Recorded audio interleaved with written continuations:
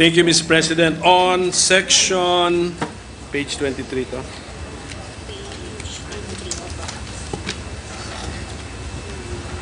Page 23, involving section 23 about the enhancement fund.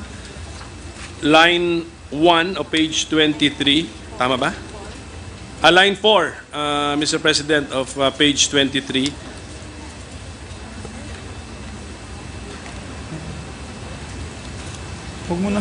Okay.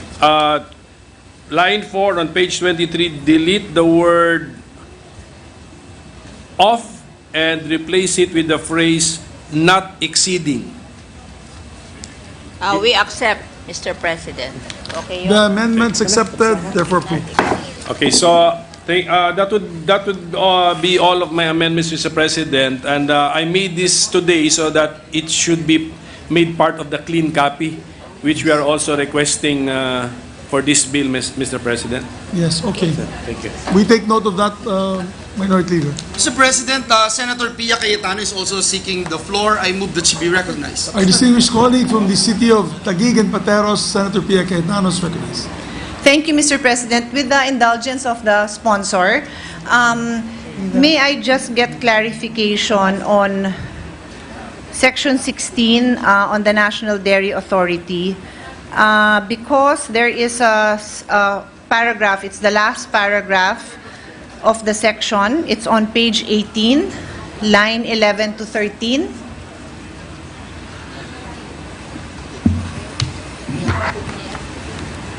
I will read the paragraph. It says, in view thereof, all regulatory powers and functions lodged in other agencies, such as the FDA, are now hereby transferred to the NDA within 90 days from the effectivity of this act.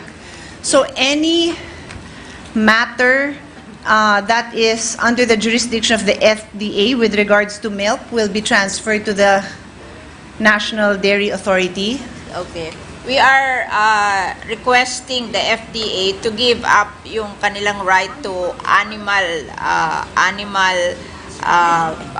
regulation because it's taking them so long, and it's not beneficial to the producer of milk. Mm-hmm. So we are taking it away from the FDA. Parang dapat ang maiwan sa FDA are the food for people, not for animal. Okay, so any of the milk products that will be consumed by humans will be retained in the FDA.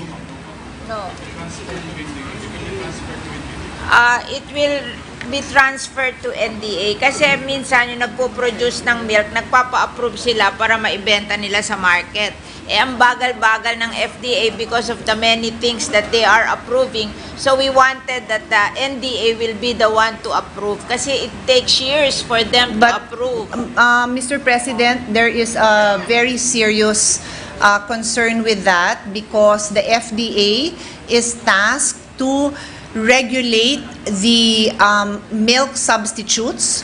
In particular, these are the breast milk substitutes. These are the formula milk that are sold to those 2 years and below. It is a very, very specific market that needs to be protected, Mr. President. All over the world, this line that prevents the marketing of milk substitutes to infants or to mothers who would give it to their infants is guarded because we need to promote breastfeeding. So we cannot, and in fact, it is dangerous for any milk product to be given to an infant unless it is specifically formulated. So from 0 to 6 months, there can be absolutely no marketing to to mothers with babies aged 0 to 6 months. And then even from 6 to 12 months, it is very specific. That is, with all due respect, a job given to all the food and drug regulatory agencies in the world. I would be very... can I answer that? Of course, ma'am, that's precisely why I asked if the milk products to be consumed by human would be transferred because of this concern that I have, Mr. President. Not the processed milk, but just the fresh milk. from the dairy farm.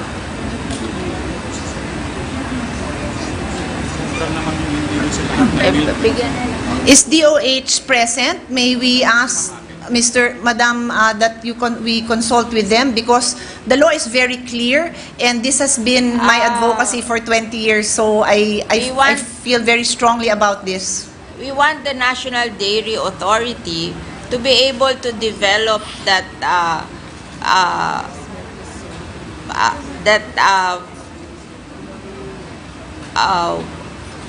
the ability to approve this kind of things, but because it's taking the FDA a long time to do this because of the so many things that they are approving.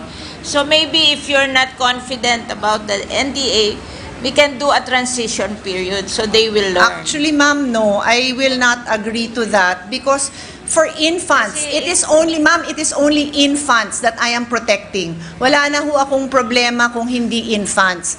But there is a very strict process for infants that another agency cannot just take over. Hindi ho tama yun. How do you define the infants? Nakadefine na ho yan sa batas. May I request that Her Honor We can exempt meets the with DOH, infants. because klaro po yan sa batas natin. It has been a law since the 1980s. Hindi ho natin basta-basta ho pwedeng palitan yon. And actually, all the formula milks are regulated. Wala naman ho silang problema. They all have their certification. So wala ho akong problema Minute dun suspension sa iba. after the statements, Mr. President. Oh, just let me finish. I'm just saying, when it comes to infant formula, this has been regulated for decades. Let's not touch it. Now, when it comes to milk for other ages, for adults, again, I have my reservations. We need to consult with FDA and DOH. I need to ask them very specifically what powers are they giving up, because this is the safety, no, Mr. President. Yung difference nung pasteurized at hindi pasteurized. Alam nyo, hindi pwedeng uminom ang baby ng natural milk. Yung binibili natin sa karton, bawal sa baby yun. Yung binibili sa plastic na nakaref, bawal sa baby yun. So, hindi ho natin basta pwedeng ibigay to sa agency na hindi nakakaalam. Kung nababagalan tayo, palitan natin yung head noon. Pero wag ho natin palitan yung... Ginawa na ho natin sa trade yun. Nilagay natin ang trade in charge sa nakakasama sa baga natin, yung vaping. Tapos itong yung gatas para sa bata, na dapat breast milk ang ma-promote. Wag ho natin basta-basta ilipat. I Yun lang naman just ho ang want sa to akin. explain how this came about, because our production of milk is 1% of demand. We are importing 99%. And we are trying to encourage the production of milk, fresh milk in the Philippines. So we are distributing milking animals all over the Philippines so our farmers can produce milk. And I don't think these farmers will go to FDA to have their milk approved. It's just that I want that milk to go to the what do you call this, masustansyang pagkain sa mga estudyanteng Pilipino. That's the milk feeding program of the Department of Agriculture, and it will come from the co-op of farmers in the provinces. So I don't think they will go to the FDA to have it approved. So yun lang ang gusto kong i-facilitate, Senator Yes. May I add to Pia, that? if you can make an exception to that. May I add to that? Yes, I've had the chance to visit dairy farms in New Zealand and in France also, and we were there one time, Madam Chairman. They sell direct the milk. The milk will be sold directly to the co-ops, to the people. And if we have to, I understand what the chairman is saying. If we have to go to the FDA to seek that, siguro, hindi na mabebenta. Bulok na po yung gatas bago pa may That's benta. the So, only exception I want to exempt. maybe we can have a minute suspension so that the two of you can discuss. Session suspended.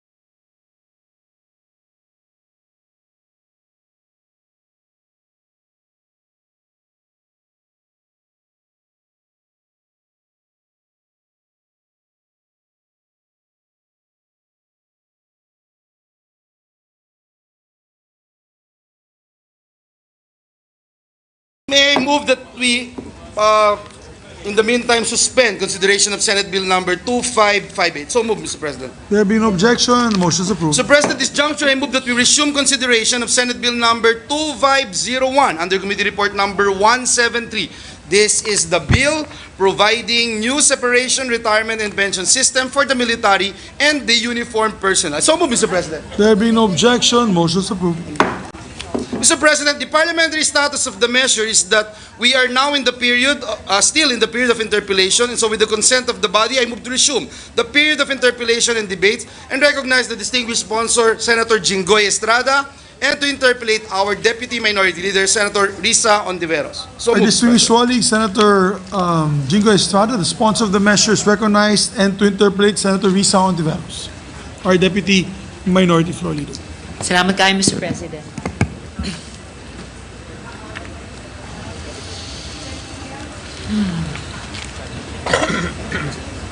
Good sponsor. Salamat po. Mr. President, can you give us a minute suspension for them to organize? For Yes, session, if it's all right with the minority, Deputy Minority. Session suspended.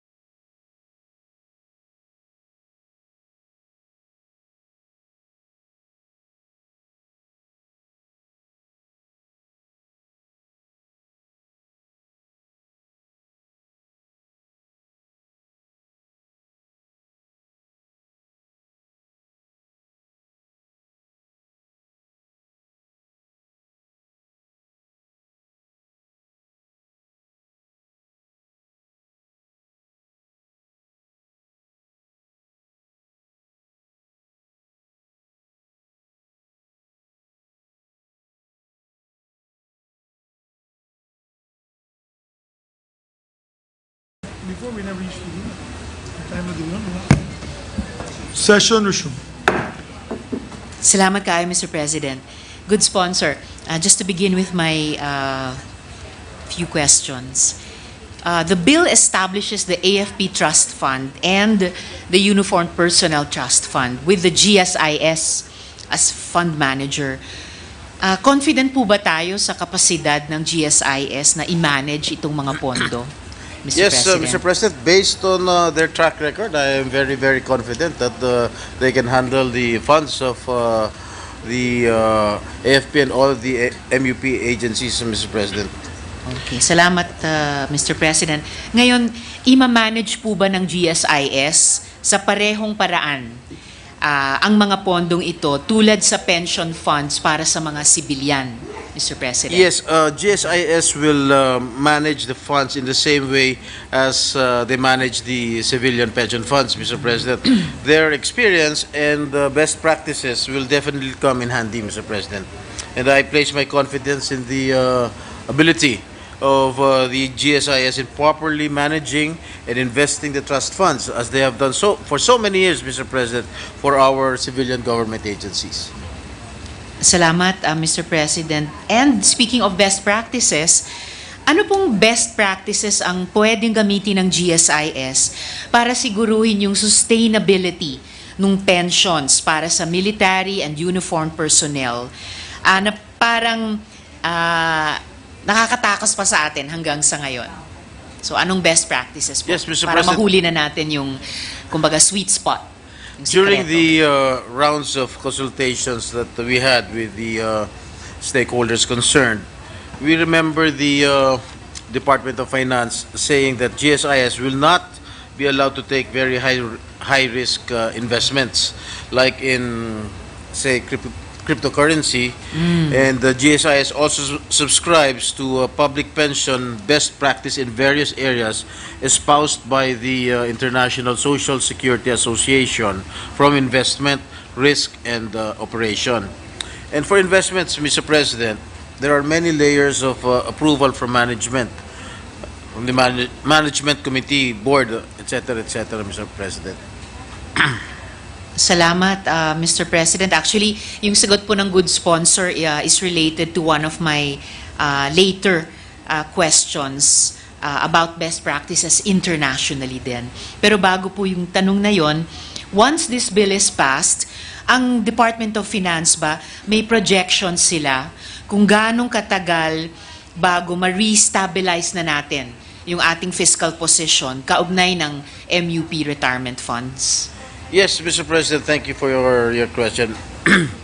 I'm afraid that the full effect of this law to the fiscal position might take a while, Mr. President, as the pensions of active personnel, current pensioners, and all those entering the service right before the enactment of this bill will still be covered by our annual national budget. No?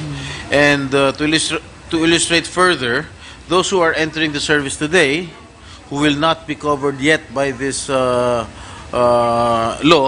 will receive pension benefits, including survivorship benefits, Mr. President, at least 20 to 30 years from now, which will still be sourced from the annual General Appropriations Act, Mr. President. Kaya po habang hindi natin nabibigyan solusyon ng problema na ito, ng pondo para sa pension, patuloy pong magbabalon o maglolobo ang ating unfunded pension liabilities. Kaya po masasabi natin, bawat araw po ay napakahalaga, Ginoong Pangulo. Sumasang-ayon po ako doon, Mr. President, yung sinabi ng good sponsor na bawat araw ay mahalaga at bawat hakbang, basta sa tamang direksyon, ay mahalaga din. At ganoon naman po natin tinitignan itong bill natin.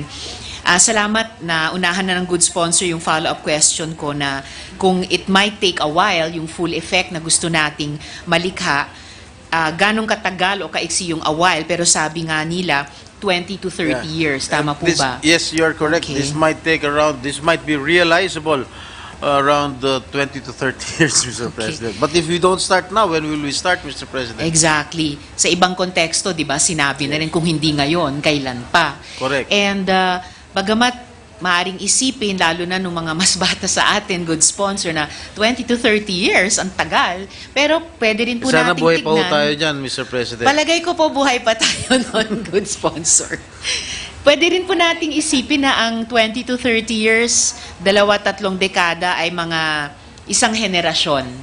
Hindi ko naman sasabing isang henerasyon lamang, pero baka sa ganung paraan, pwede nating kunin yung perspective na, sige, gawin natin itong isang proyekto ng ating lifetime, ng ating henerasyon, at hari nawa, dapat, sa susunod na henerasyon ng mga mamamayan at uniform personnel na Pilipino ay mas naisaayos na po natin. At sabi din po, Mr. President, ng good sponsor, ang bawat araw ay mahalaga at dinagdag ko po na ang bawat hakbang ay mahalaga. So, at the very least, pwede po ba nating isipin na itong hakbang na ginagawa natin ngayon sa bill na ito ay importanteng hakbang papunta doon sa tamang direksyon na ma-sustain natin yung karapat-dapat na pensyon sa ating military at uniform personnel at na balang araw dyan sa loob ng 20 to 30 years ay totoong magiging stabilized at sustainable na po siya. Tama po kayo dyan. May I just inform the good Deputy Minority Leader that we were assured by the GSIS by the GSIS that the military uniformed personnel trust funds which will be created under the bill will be self-sustaining right from the start, since there will be contributions from the new entrants, Mr. President. Na yun naman yung isang katangian na hinahanap po natin, di po ba, Mr. President, good sponsor, sa lahat ng mga pension institutions natin, yung usapin nga ng actuarial life nila, yan din po ay tinatanong natin sa SSS, sa GSIS, na ayan, sila nga po yung magmamanage din po nitong MUP pension funds natin. So salamat po para doon, Mr. President. Mabalikan ko po yung isang punto na binanggit ng good sponsor kanina, tungkol sa best practices of, sorry, hindi ko yata nasulat lahat, International Social Security, ano po yung Association. Association. Salamat po, good sponsor. So, kaugnay po diyan yung susunod na tanong ko, in crafting this bill, did we look dun din po, tumingin din po ba tayo sa mga military pension system sa ibang mga bansa? Halimbawa po sa US, sa UK at sa iba pa, Mr. President. Yes, Mr. President, we did look at the pension system of other jurisdiction. No? Most specifically, the U.S. pension system. No? The committee was interested in applying the so-called blended retirement system, wherein those in active service will be given the option to contribute. Contribution will be mandatory only under this bill. Contribution will be mandatory only to new entrants, Mr. President. As to the best practices, Mr. President, one of the main features of pension systems from other jurisdictions that we introduced under our bill is the mandatory contributions. And if I may continue, in Southeast Asia, only 2 countries, no, Brunei and Singapore, have MUP pension systems which are fully funded by the national government. Other source their pension from contribution from their personnel to defined contributions as a percentage of their salary. Workers' share ranges from 3%, as in the case of Thailand, and up to 8%, as in the case of Vietnam and Laos. And meanwhile, government share ranges from 3%, as in Thailand, up to 14%, as in the case of Vietnam. And in the case of Russia, the rate is 22% monthly salary, Mr. President. I see. So malawak din po pala yung range. And I presume, Mr. President, would sponsor, sinasaklaw ito nung observation ng International Social Security Something went wrong. Association. Please At try again. sila din po ang nagkakalap ng best practices mula sa iba't ibang mga bansang ito. Opo. Interesante din po yung binanggit yung blended retirement system na sabi nyo nga po, good sponsor, naging interesado ang committee doon. Meron bang kahit ilang mga katangian ng blended retirement system na sinubukan na nating isama dito sa MUP bill natin, Mr. President? Wala po, Ginoong Pangulo. Bakit po? Wala akong gusto mag-contribute sa active personnel para new okay po. entrants. Akala ko po, kaya blended ay dahil optional sa kanila Yes, kung gusto nila, voluntary. Yes, kung gusto nila, pero tingin ko wala ho sila, hindi ho nila magugustuhan yung idea na yun na habang active personnel sila, magko-contribute po sila dahil nakasanayan na po nila na wala ho silang kino-contribute. Totoo Kaya nga na. itong batas natin ay pinapanukala ay exclusively only for new entrants lang po. Okay po. Naunawaan ko naman po yung huling puntong binanggit Sino nyo, Mr. President, Sino ba mag-contribute? good sponsor, na interesante lang ako kasi tayo po sa trabaho natin ng legislation, maya't maya, meron po tayong natututunang best practices or ibang mga modelo sa ibang mga bansa at parang tumatak sa pandinig ko at pansin, a blended retirement system. At bilang PNP widow din naman po ako, although nakasanayan na rin yung kasalukuyan, malay ba natin kung mayroong ganyang mga voluntary na features, mayroon ding mga Ginoong mainteresado. Pangulo, pagkatapos po ng inyong katanungan tungkol sa blended retirement system, tinanong ko rito sa ating mga opisyal ng pulis at AFP, tinanong ko kung gusto nila mag-contribute. Wala akong sumasagot sa akin. Okay po. Well, kung hindi man ngayong araw o ngayong panahon, Mr. President, good sponsor, baka dun sa 20 to 30 years na tatahakin itong ating inaamyandahang MUP pension system, baka maisip years or decades from now, ma-test or ma-offer on a voluntary basis. Malay po ba natin? At ako po, Mr. President, good sponsor, ina-approach ko po kasi itong interpellation natin at ganito mga tanong ko dahil interesado ako sa kanya, sa bill natin, mula sa dalawang direksyon. Una, security sector reforms at pangalawa, pension reforms. Na dalawa sa, palagay ko, naging pinaka-attractive na subjects of legislation natin nitong mga taon. So, Opo. yun na lamang po. Just for the record na lang po, Thank na you. napaka-interesante po ng nabanggit ng good Saka sponsor na if I may add, blended.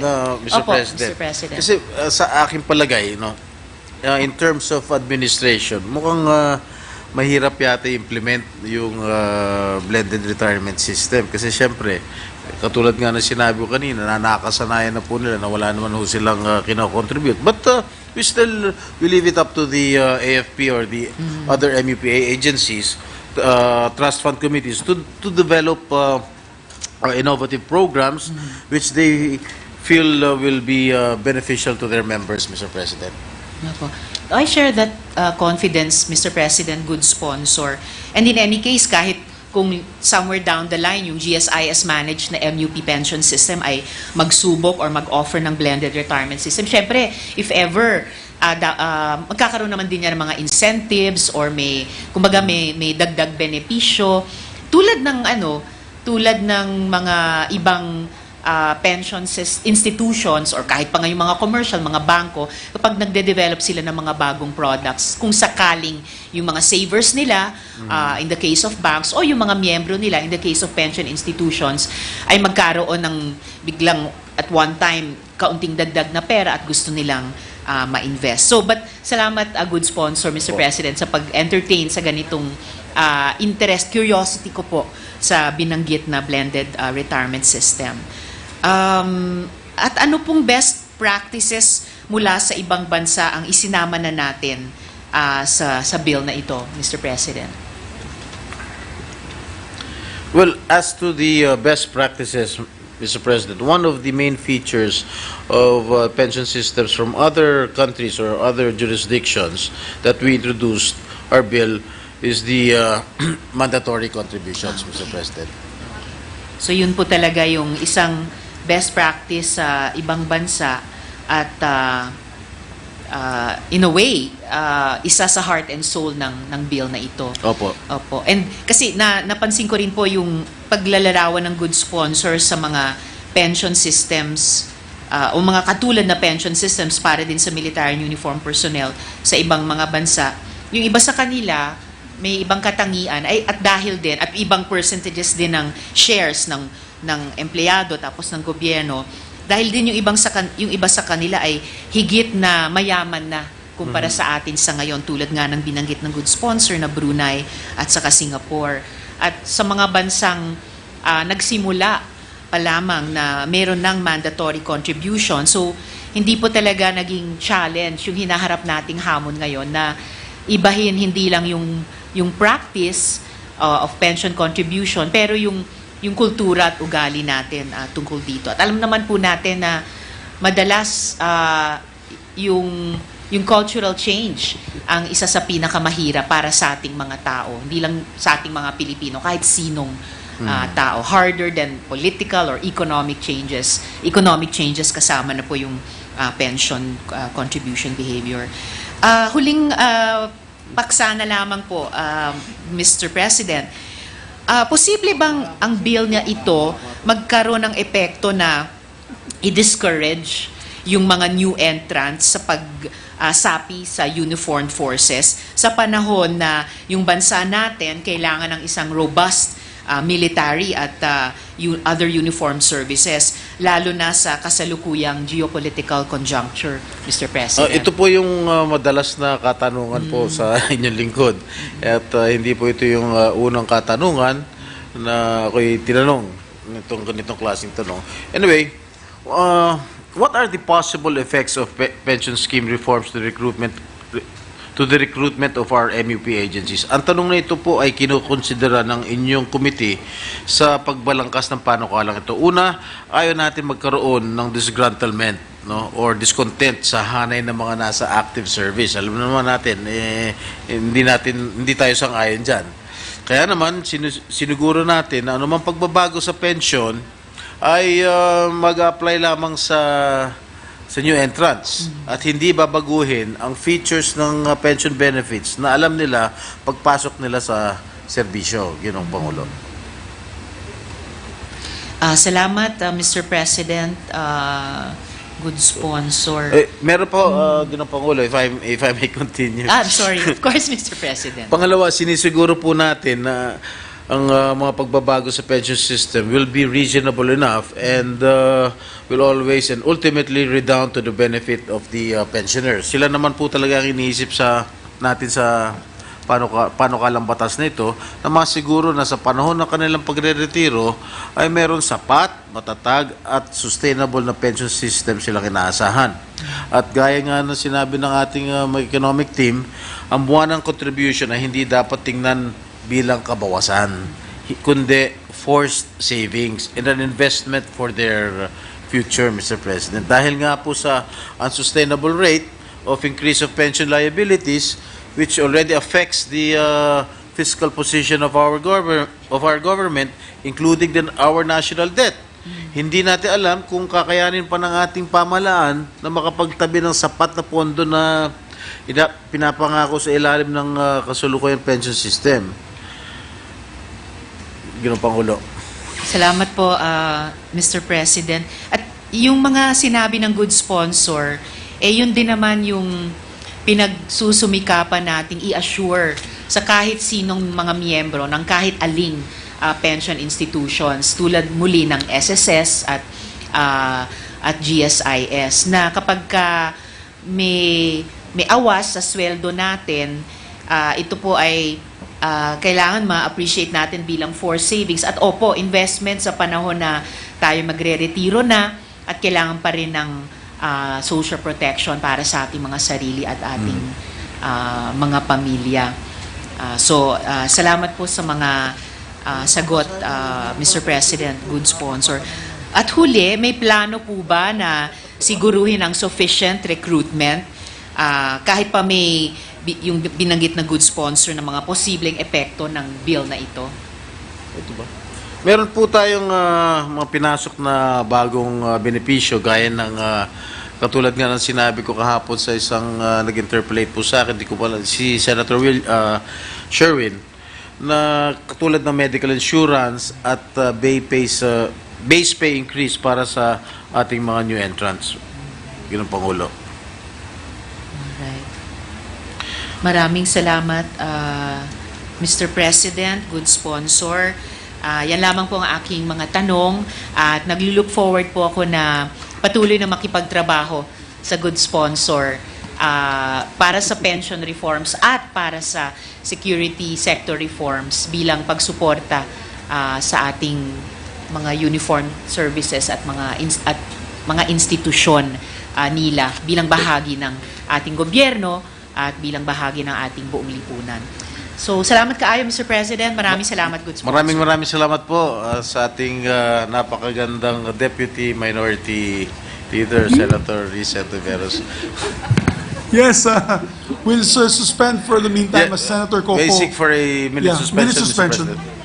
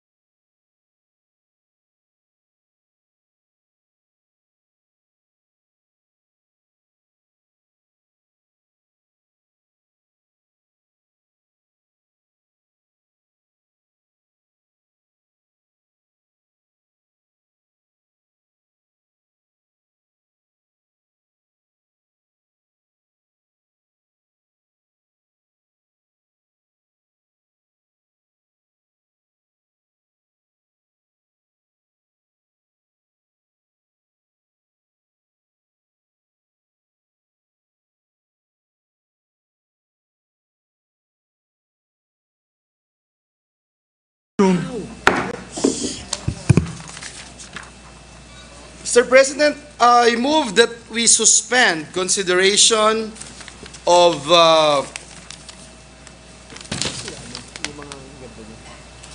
Senate Bill number 2501. I so move, Mr. President. There being no objection to the motion, motion is approved.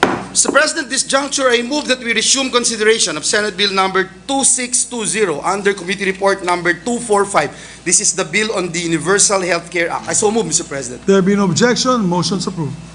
Mr. President, the parliamentary status of the measure is that we have sponsored the bill, and with that, I move to open the period of interpellations and debate and recognize the distinguished sponsor, Senator J.V. Ejercito, and to interpellate our minority leader, Senator Coco Pimentel. So move, Mr. President. There being no objection, motion is approved. The good sponsor, Senator J.V. Arcito, is recognized, and to interpolate the good minority floor leader, Senator Aquilino Coco Pimentel III.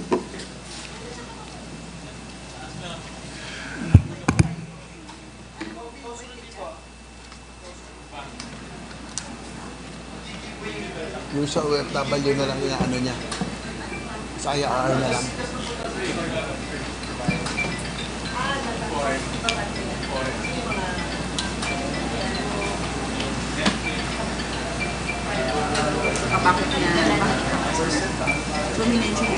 Ano yung tayo?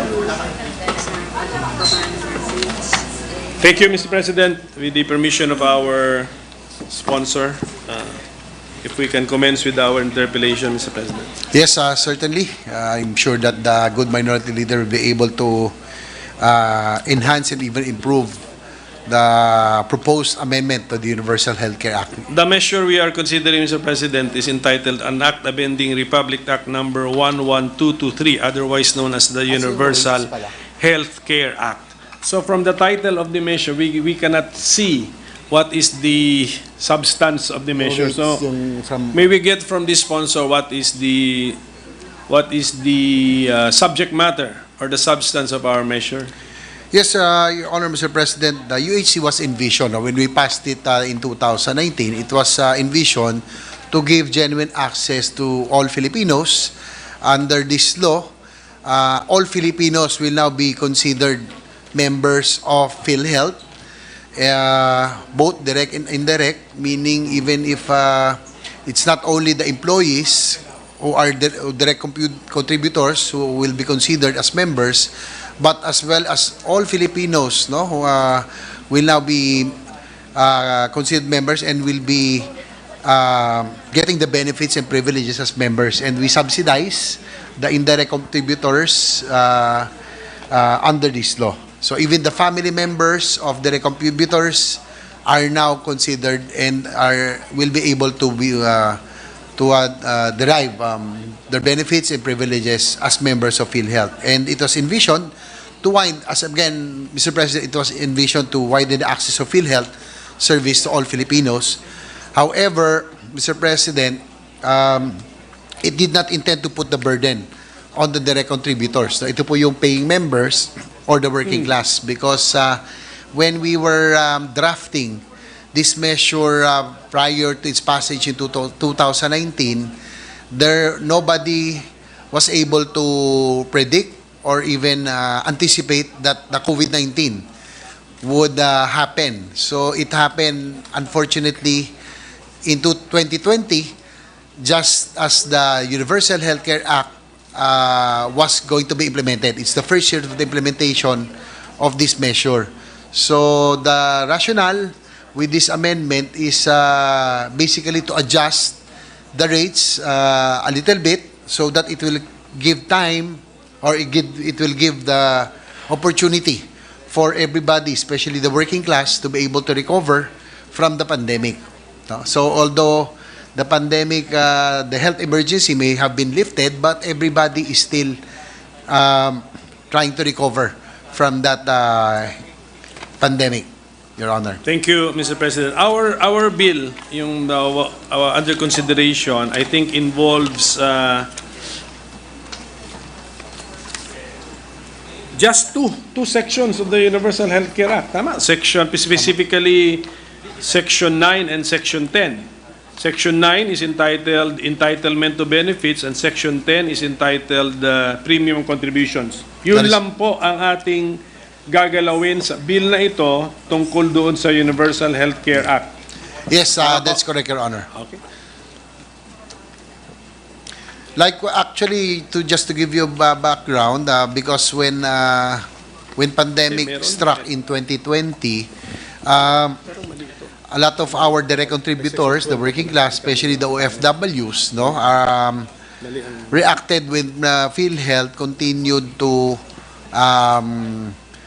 increase its rate based on the law that we passed. No? As I mentioned, all of the data, the information that we were in where we based this measure was pre-pandemic levels. And as I mentioned also, nobody really foresaw the pandemic coming.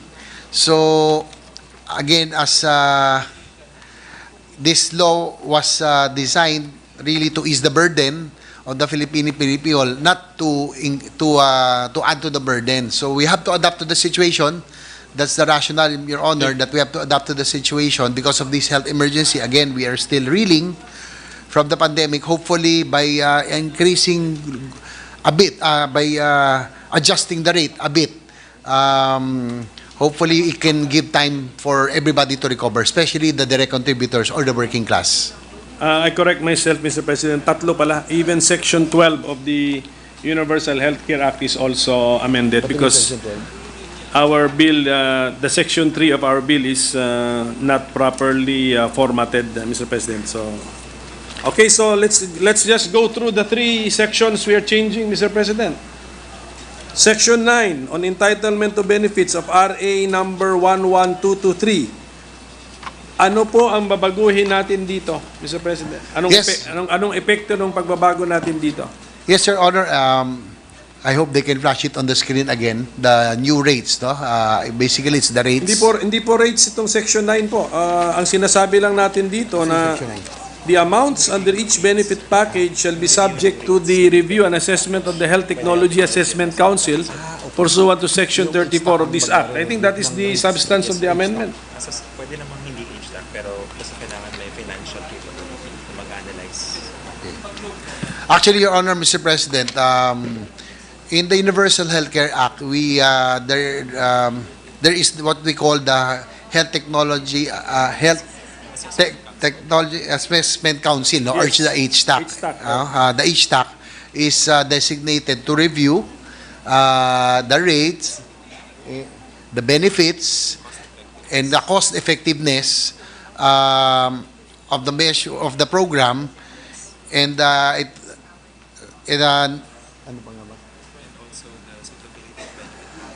and the suitability of the benefit packages, no? And if there's any, for example, there's a need to increase in the benefit packages, ang HTAC din po, Your Honor, Mr. President, is the one that is designated to review everything under the UHC or the healthcare system, Your Honor.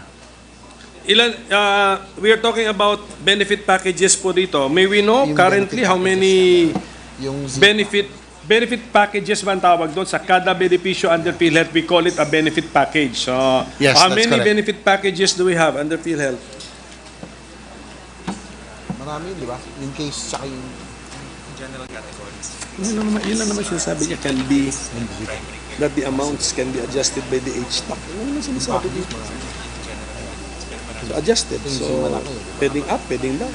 Your Honor, there's three categories, no? The inpatient benefits, the outpatient benefits, and the Z benefits, no? Yung Z package po. Z po, letter Z. Z, as in Zubiri. Opo. Yan po yung, actually, ito yung Z benefits.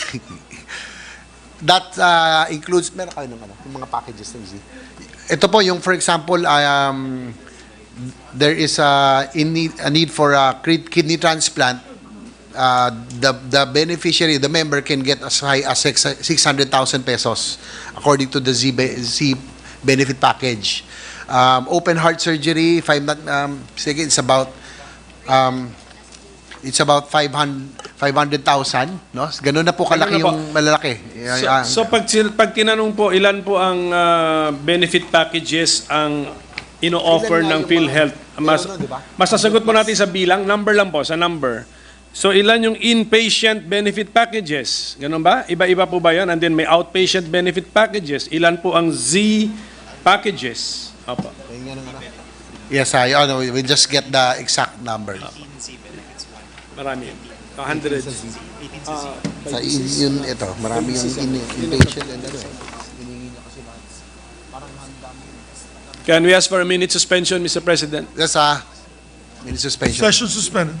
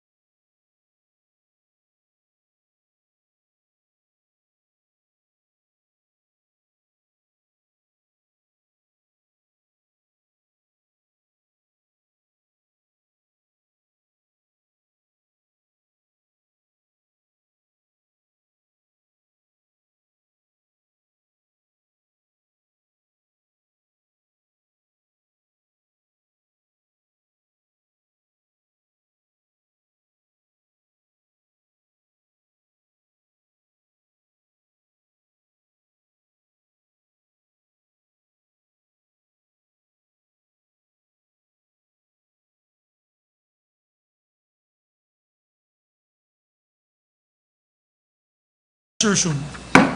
Your Honor, Mr. President, regarding your inquiry, in inpatient package, there are about 8,000 case rates, no?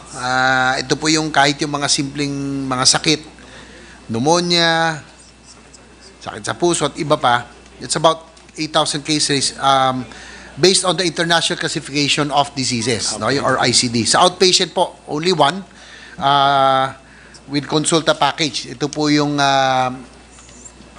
outpatient benefits po natin, yung pong check-up, no? Ito po yung consulta package that was introduced by PhilHealth under the UHC because we prioritize preventive care. So ito po yung isa lang. In the Z package is about 18. There are about 18. If I may just enumerate some of them. Sige.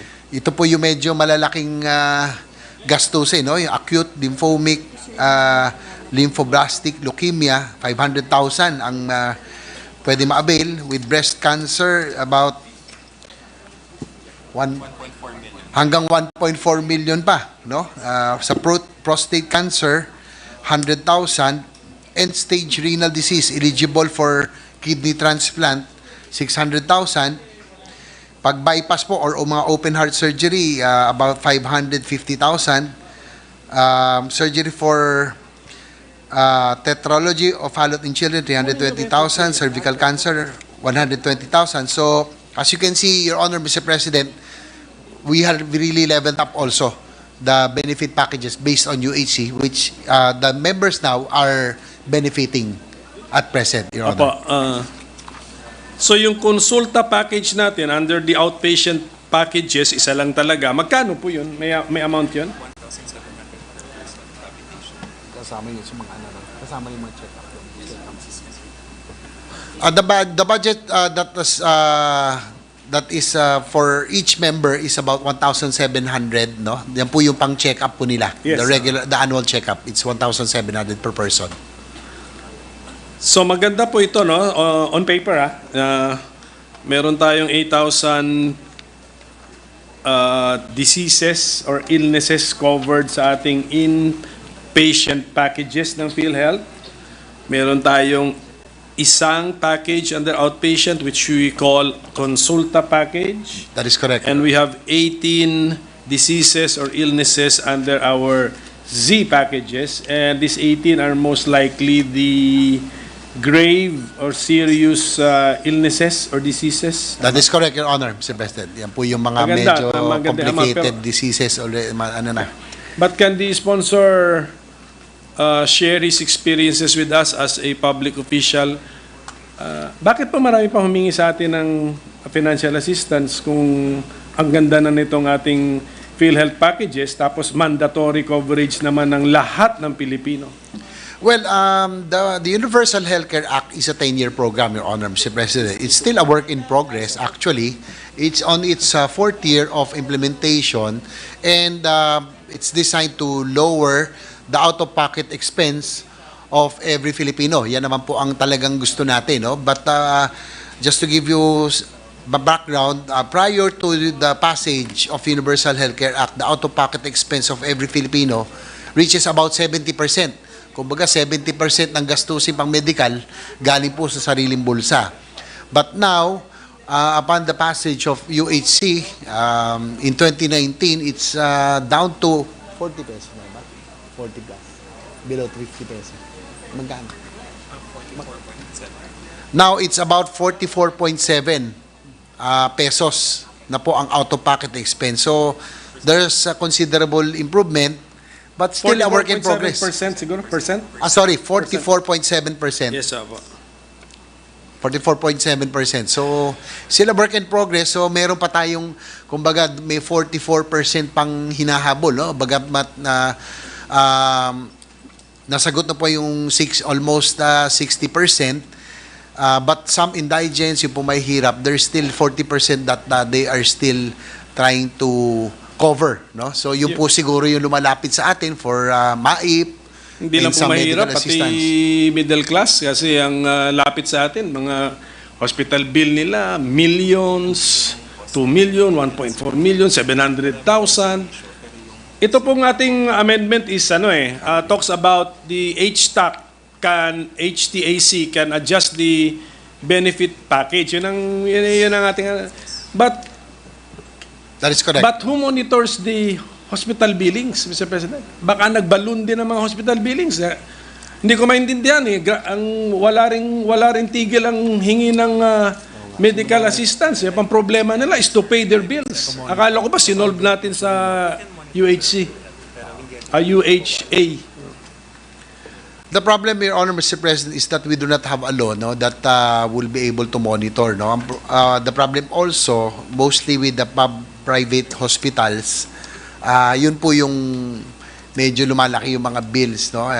Wala ho tayong batas na pwedeng mag-monitor kung talagang are they charging exorbitant fees or what. But we're hoping in the future dapat magkaroon siguro ng ganun. Walang But, study ang standard. PhilHealth, Mr. President, na tinignan nila nung pinasa yung Universal Healthcare Act. Kumusta ang behavior ng mga hospital fees and charges?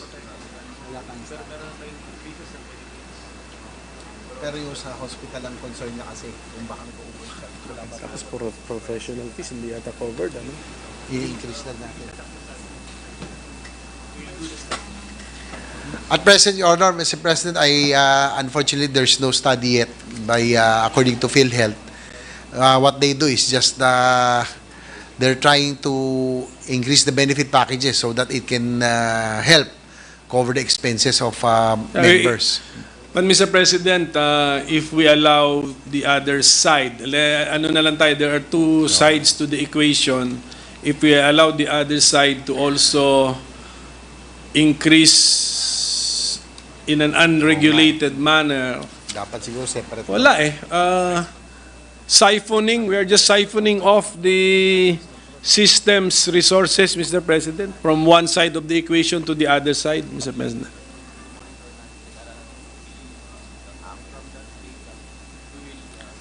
Pero ang tanong ko is PhilHealth the institution even concerned about this issue? Is it monitoring the other side of the equation?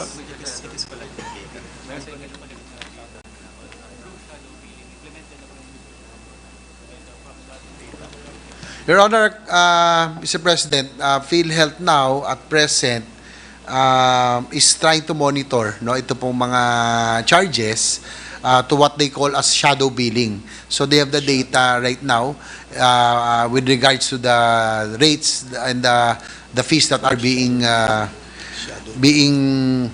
charged by the hospitals. Probably in a separate bill, probably we can look into this so that we can assure that there will be no overcharging and there's no taking advantage. No, after all, our aim is really to lower the out-of-pocket and the medical expenses of all Filipinos, Your Honor. May we know who is now leading PhilHealth, Mr. President? Who is the leader of PhilHealth now? President ba tawag doon?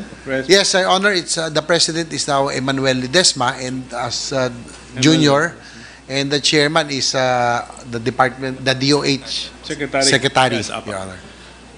For example, Mr. President, ito marami tayong binabanggit dito na packages, more than 8,000 na ito kasi isama natin lahat. Yung mga parents, for example, ng mga autistic children, malapit sa akin, saan daw sila pupunta? Are there packages for those with mental health condition, Mr. President? Pero kailangan i-improve yung wage natin. So maaaring meron, pero kailangan taas. Kaya yung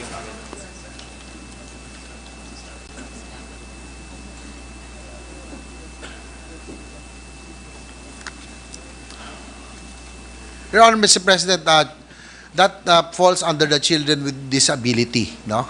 So that's including the package, and that's why we need also the HTAC this time that would study and recommend the rate. So yun na lang po yung that will be the crucial part on what packages will be given to those who have autism and those who have children with special disability.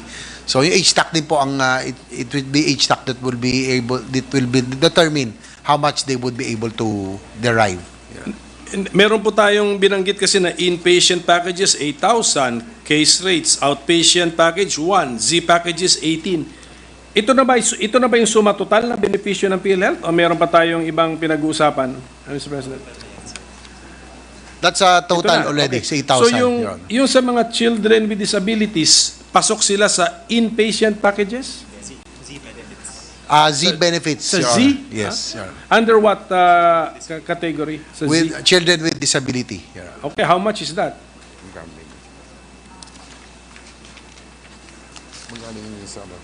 Paano magpa-avail mo? Alam mo ng mga tao yun? Paano yung ba-avail yung nila? I-remind mo ko sa center.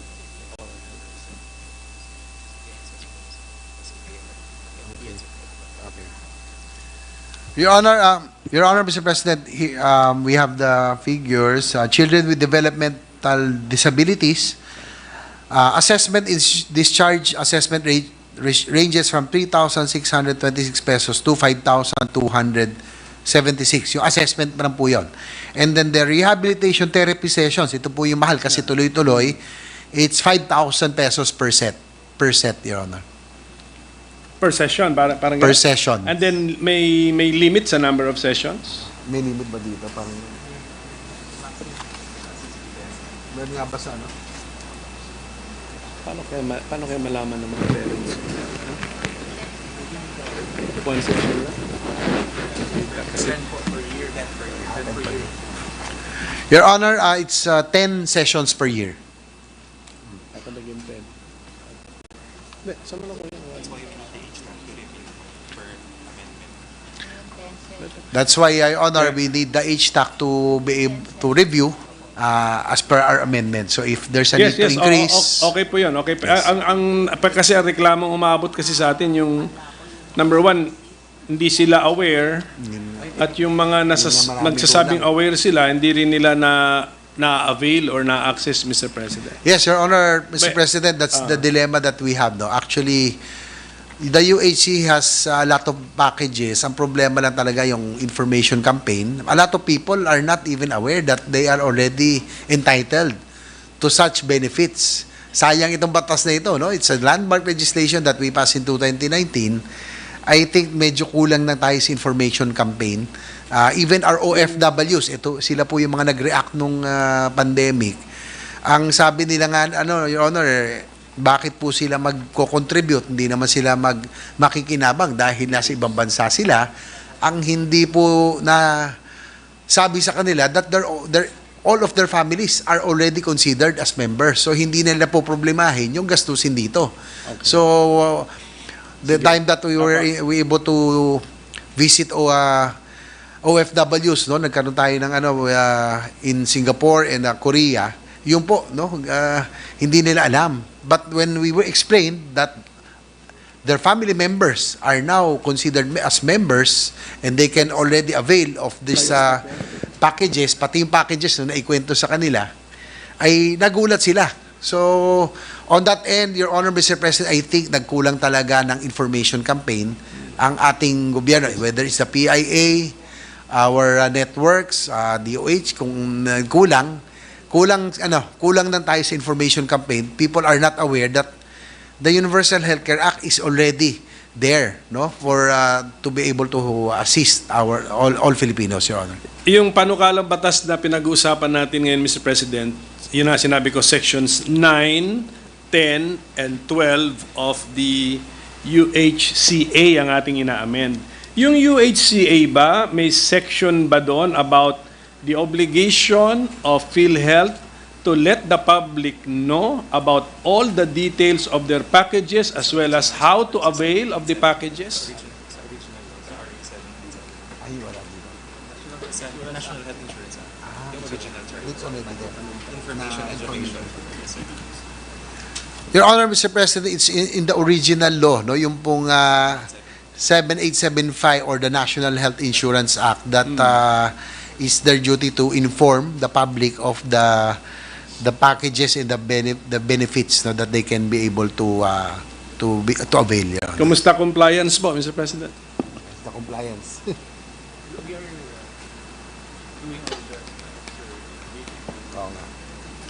Well, according to PhilHealth, they are doing their best now for information dissemination. Actually, I was a witness also in Korea. They already have a PhilHealth representative that they send there so that they will be able to brief or at least disseminate information to our OFWs about the benefits that they can avail. So I hope the sponsor will not mind if in the period of amendments, maybe we can revisit that original section on the obligation of the PhilHealth to propagate, to disseminate to the public awareness plus clear guidelines. But this time, lagyan natin ng ngipin. Lagyan natin ng ngipin. You know what I mean when I say lagyan natin ng ngipin. Actually, unfortunately, PhilHealth, that means may sanction. Okay? Yan po ang ating gagawin, Mr. President. Well, that's correct, Your Honor. Actually, they said that they have already signed MOA with the Public Information Agency or PIA. Pero sayang kasi 4 years na po itong tumatakbo, Your Honor, Mr. President. Kaya siyempre Which one, sir? Which one is the 4 years? Itong UHC, no? It was passed in 2019, implemented 2020. So we're in the 4th year of implementation. Kaya minsan siyempre nakakalungkot din, nakaka-frustrate din as the principal sponsor, according with of course, Senator Tiberos, ang isa sa mga talaga nagtulak nito, one of the authors, no, of this measure. Tapos hindi alam ng ibang tao, nakakapanghinayang, sayang, di ba? Parang siyempre being authors of this measure, this landmark legislation, we're proud, no, that we were able to pass this, na talagang lahat magbe-beneficyo. So, yun po, I think any suggestion from Your Honor, Mr. President, that that would improve information campaign, information drive, so that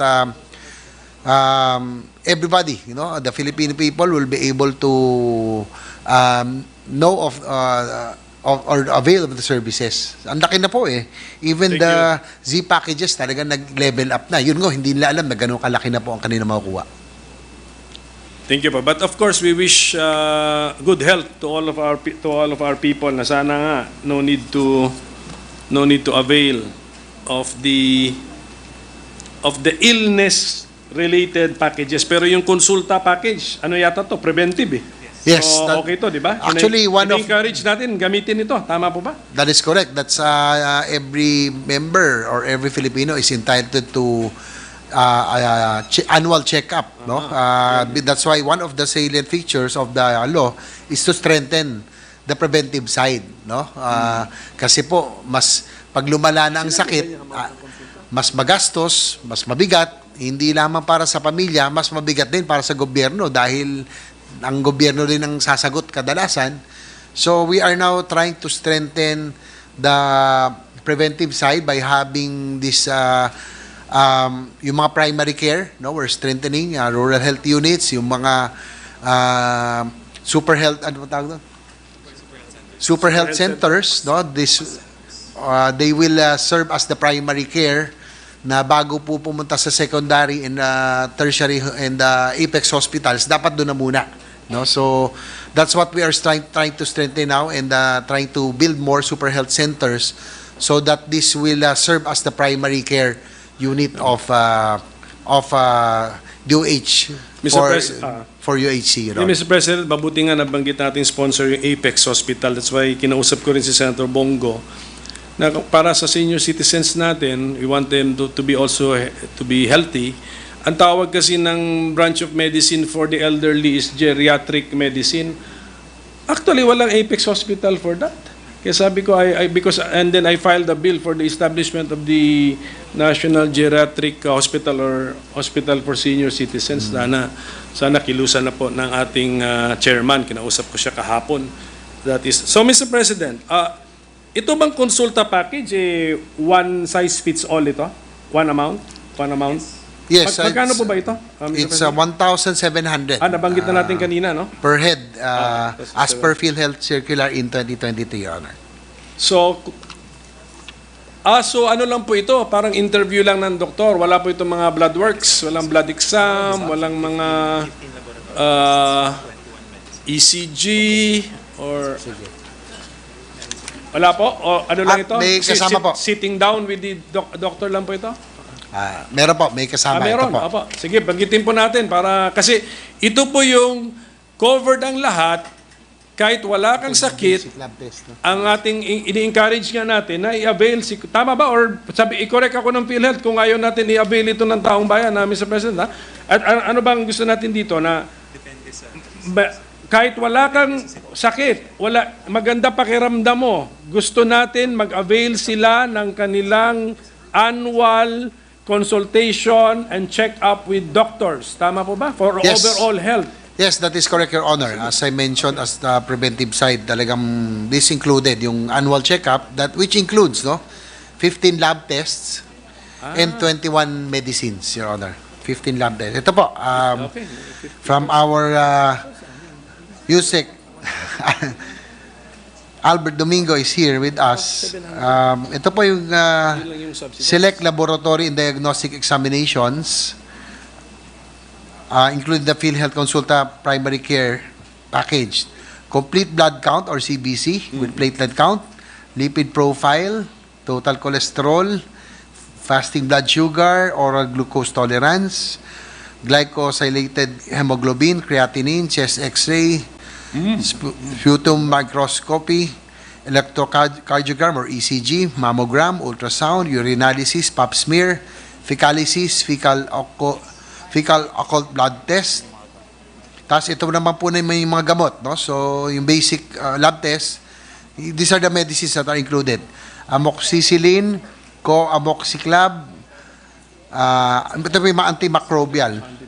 Mahirap banggitin eh.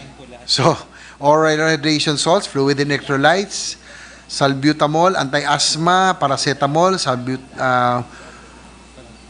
metomorphine. Ito, pati yung sa anti-diabetic, kasama rin po. And anti-hypertensives, no? Kasama rin po. Mga losartan, aspirin, parang Norvasc ito iniinom ko ngayon.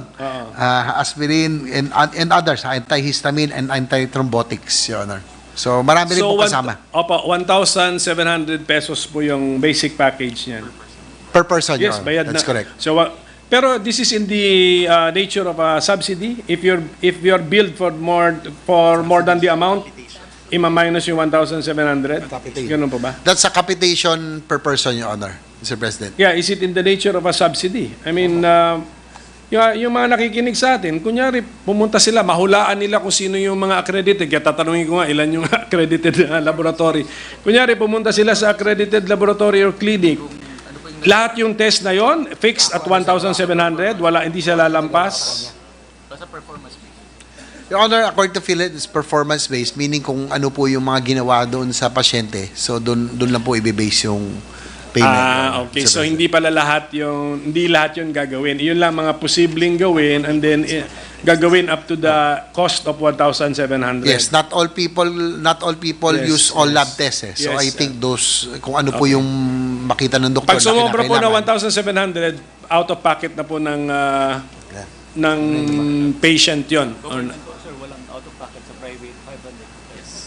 In government, there's no out-of-pocket. No? In private, there's 500 pesos. Maximum. Maximum out of pocket. Why did we mention an amount na 1,700? Hindi ko makuha. If it's Based on both. Private and what, tapos sa private and in 500. Your Honor, that's the base, no? For both private and public hospital, 1,700. So yung 500 pesos is extra out of pocket. Kung sa private po, may dagdag pong 500 pesos. Kung sobra sa 1,700. Sa government, wala na ho. Kasi sagot na ho yan 1,700. That's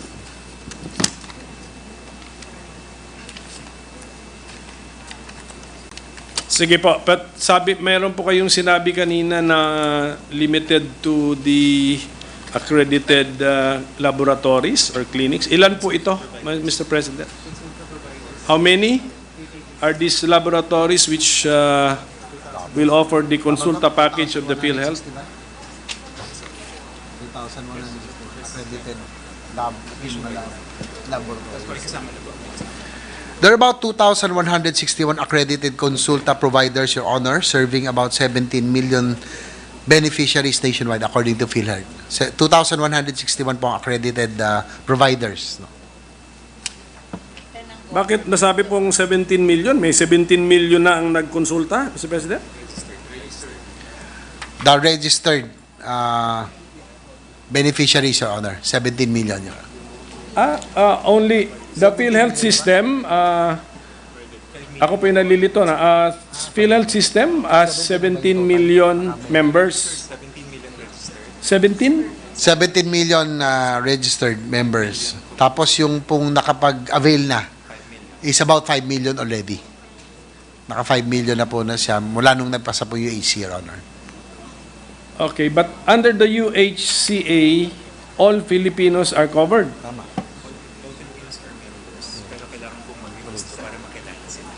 Your Honor, that is correct. Under the UHC, all Filipinos are considered as members, but they have to register so that they will be recognized as members by the doctors. Kailangan lang mag-rehistro. Okay, so dapat 17 million pa lamang. Sayang, itong konsulta natin para sa lahat. Sa consulta package lang, Your Honor. 17 million pa lang po yung nakapag-register. Oo nga, pero so they have to register. katulad na nasabi natin kanina, gusto natin halos lahat. Sana po. Tama, If that's hindi nila alam tama 'yun We need to improve on information campaign, Your Honor. Itong 2,161 accredited clinics or laboratories for our consulta package, ilan po ang nasa Mindanao? Ilan kaya? May breakdown ba tayo? Your Honor, Mr. President, as of now, with the PhilHealth said they will just provide, they do not have the exact number, that they will just Sige submit. po, Your at the Honor. soonest possible time para makita po natin. Okay, let's now go to the bill, Mr. President. Ang binibigay talaga natin is the power for HTAC to adjust the benefit package amount. So, kung wala pala ito, what is happening now? Si PhilHealth na nagsasabi. So, Right. Without the HTAC, Your Honor, Mr. President, it will be PhilHealth that would determine. So it is better that with the HTAC,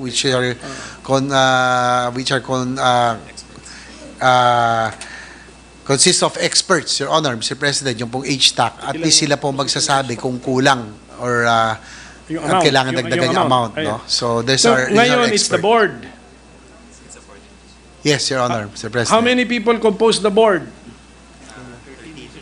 Chaired by the secretary. 13. Ha? 13. 13. Hindi lahat yun, galing sa government agencies yung iba? Lima yung galing sa government. Pati nga, compare na natin. 5, Your Honor, Mr. President, 5 ex officio comes from the government, and the rest are experts.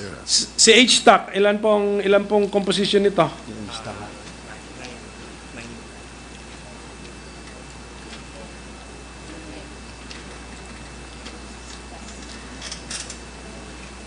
Council ito eh. Ilan ang HTAC? Council ito. Ilan yan? With HTAC, Your Honor, Mr. President, it's 9. 9. 9. So, 9 all experts in... Yes, Your Honor. Siguro yun, different... Specialists, experts, economists also, So, social scientists. So ang policy decision natin dito, it's better that the HTAC will determine the amount for each benefit package rather than the PhilHealth Board. Ganun yun. This is the change which will happen. Tama? Just for me to understand.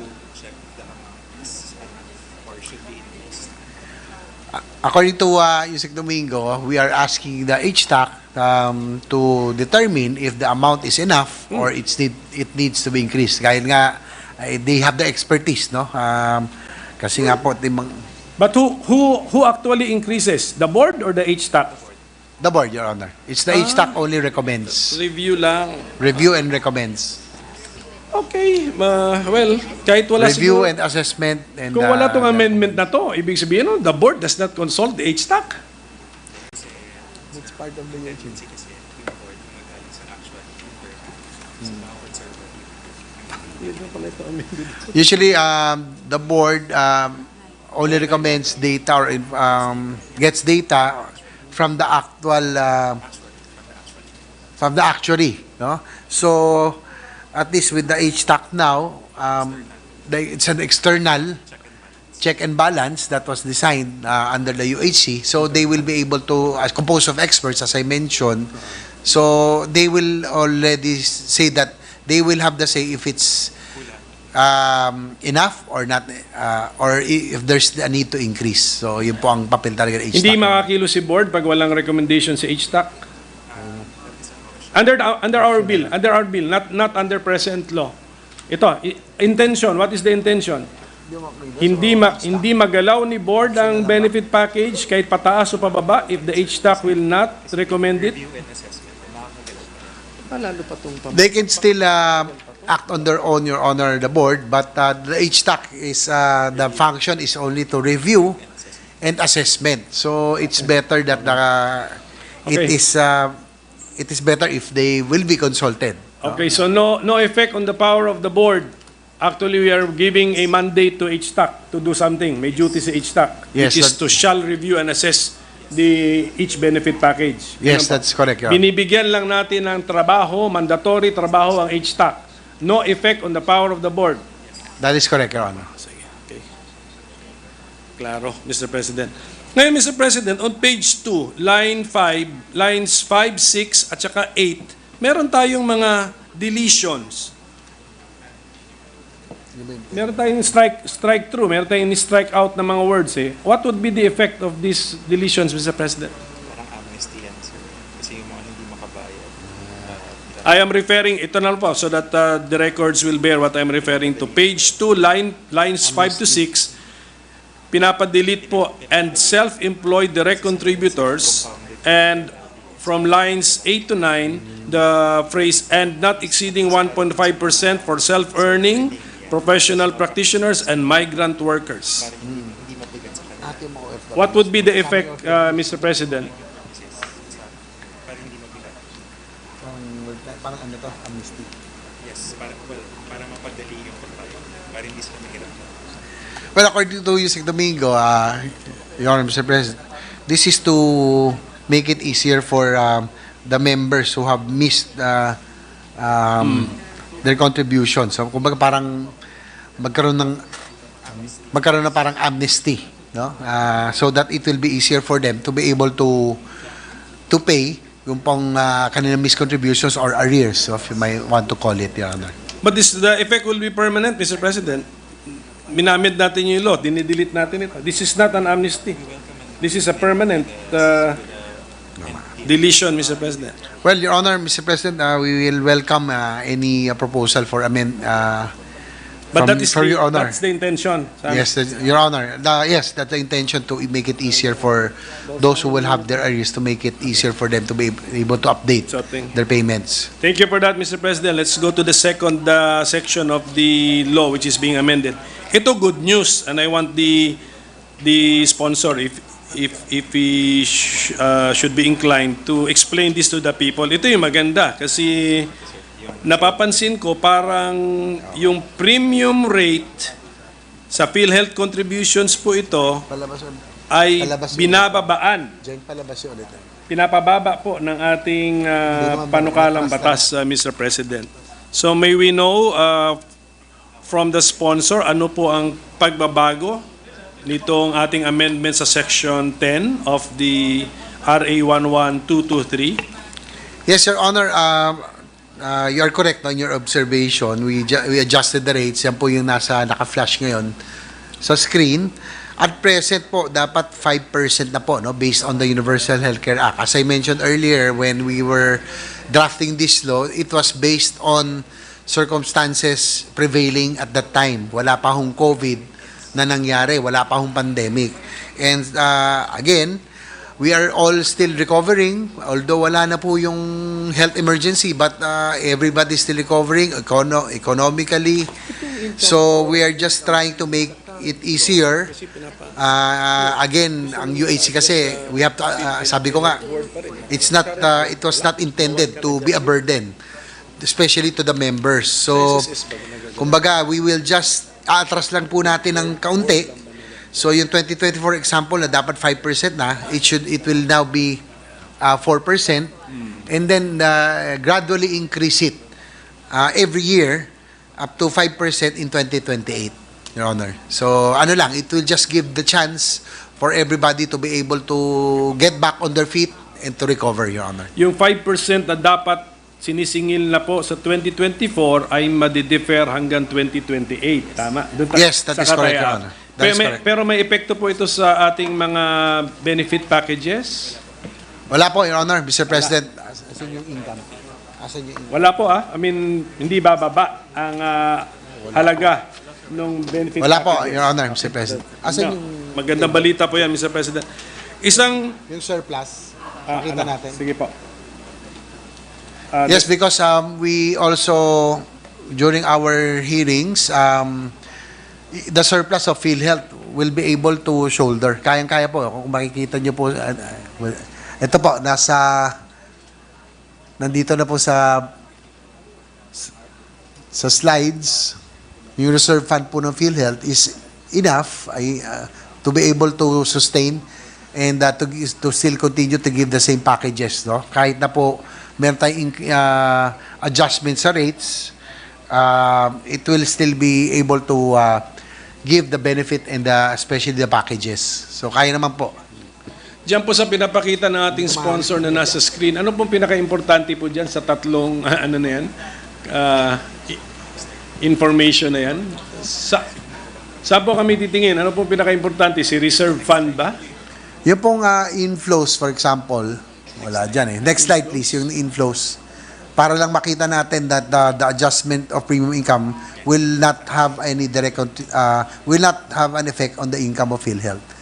Yan po nasa taas po, no? Yung premium income, if you can see it, from 2018, 2019 up to 2023, it has increased, no? Malaki po yung increase, no? 237.2 billion. Tapos po ito po yung interest and interest income nasa 21.5 billion. So yung pong expenses Sandali lang po. Yan po yung outflows, no? Yan po yung benefit claims and operating expenses. So, kung makikita nyo po, the income or the inflows can very well cover ito pong mga outflows. So, yan po yung net inflows na nandun po sa baba. So, kaya naman po.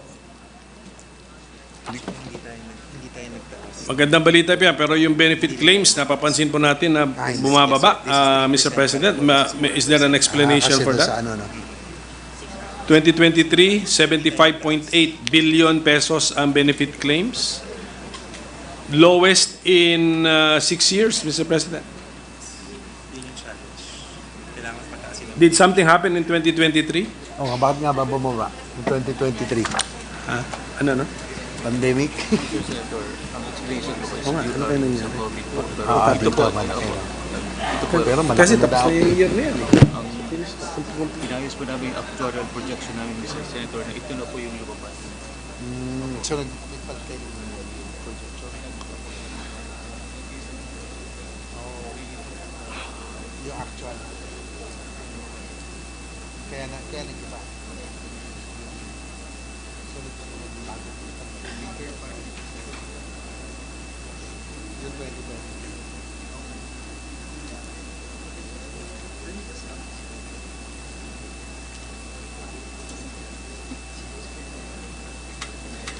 Idagdag ko na rin po, Mr. President, ng observation na pagdating sa premium income, 2023 naman, 237.2 billion, the highest in 6 years. Benefit claims, the lowest in 6 years, Mr. President. As for minute suspension, Your Honor.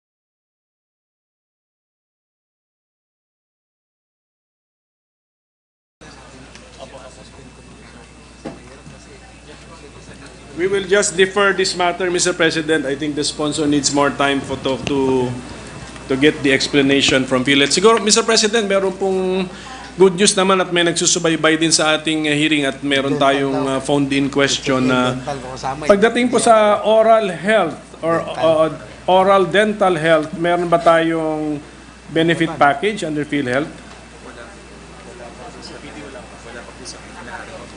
As of now, Mr. President, Your Honor, it's not included yet, but it's being studied already. Can we get an explanation? Bakit?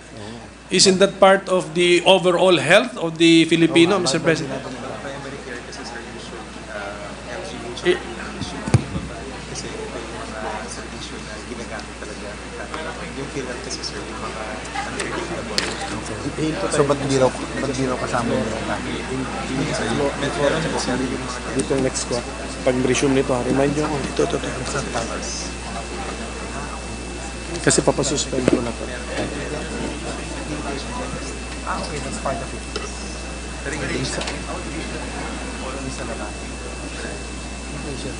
Anong term? Dental health? Hindi oral health? Oral health and then at saka optometrist on the one of them. Plano na po yan. Sa pipeline. Pero yung ngayon, at present, meron sa inpatient. Inpatient po, may mga sakit sila. Sessions, Your- okay, please. Your Honor, Mr. President, according to PhilHealth and Ayusin Domingo, that it's part of the inpatient, no? Pero yung panghalimbawa, aksidente, ganun. But when it comes to the overall, yung pagpalinis, kasama, pero yung pong inpatient, hindi yung in-study pa natin outpatient.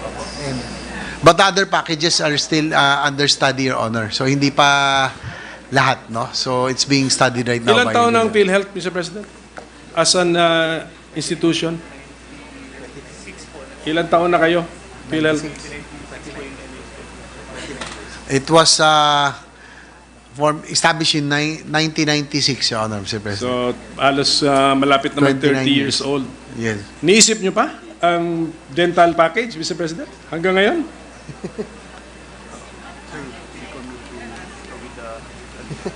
Consent of our representative on the board.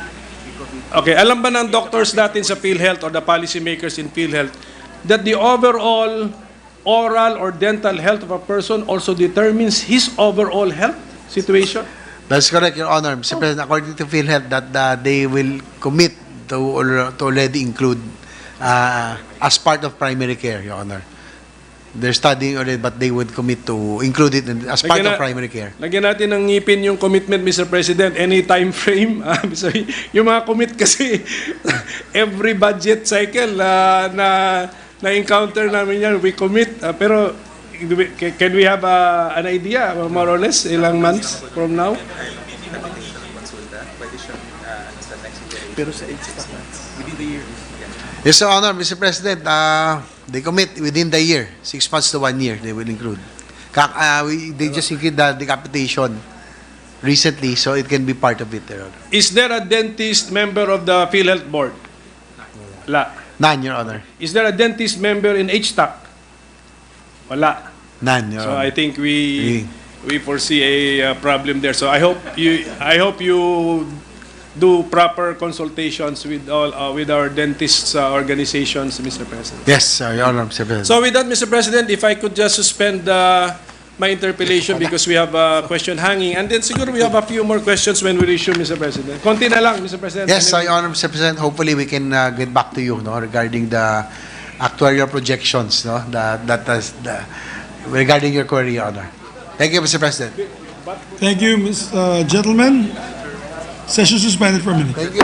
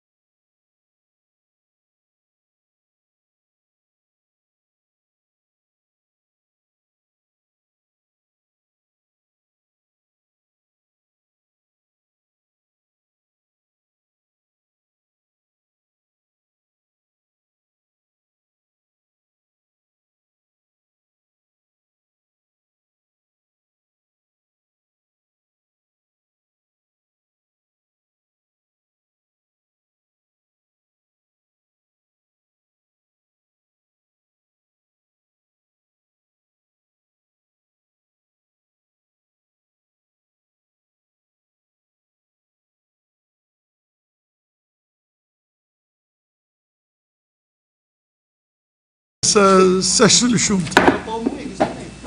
Mr. President, at this juncture, I move that we suspend consideration of Senate Bill number 2620. I so move, Mr. President. There being no objection, motion is approved. Mr. President, I move that we resume consideration of Senate Bill number 2528 under Committee Report number 189. This is the bill amending and adding new sections of the National Internal Revenue Code of 1997. I so move, Mr. President. There being no objection, motion is approved. Mr. President, the parliamentary status of the measure is that we have sponsored the bill. And with that, I open the period of interpellations and recognize the distinguished sponsor, the dashing debonair from the city of Valenzuela, Senator Sherwin Gatchalian, and to interpellate our minority leader, Senator Aquilino Coco Pimentel III. He's not only dashing and debonair, he's also the most eligible bachelor of the Senate. Dashing Boldness. debonair din daw. The Gorang Bachelor, Mr. President. And of course, is recognized Senator Gatchalian, my compadre, and to interpolate our distinct, my compadre as well, Senator Aquilino Coco Pimentel III.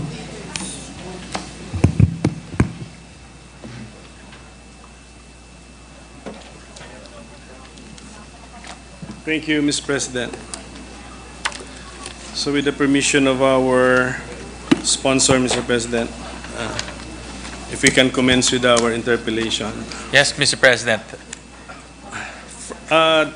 The subject matter of our bill is also hidden from the title, Mr. President, because the title says it's an act amending sections of the NIRC of 1997. So may we get from the sponsor what is the subject matter of our of the measure under consideration?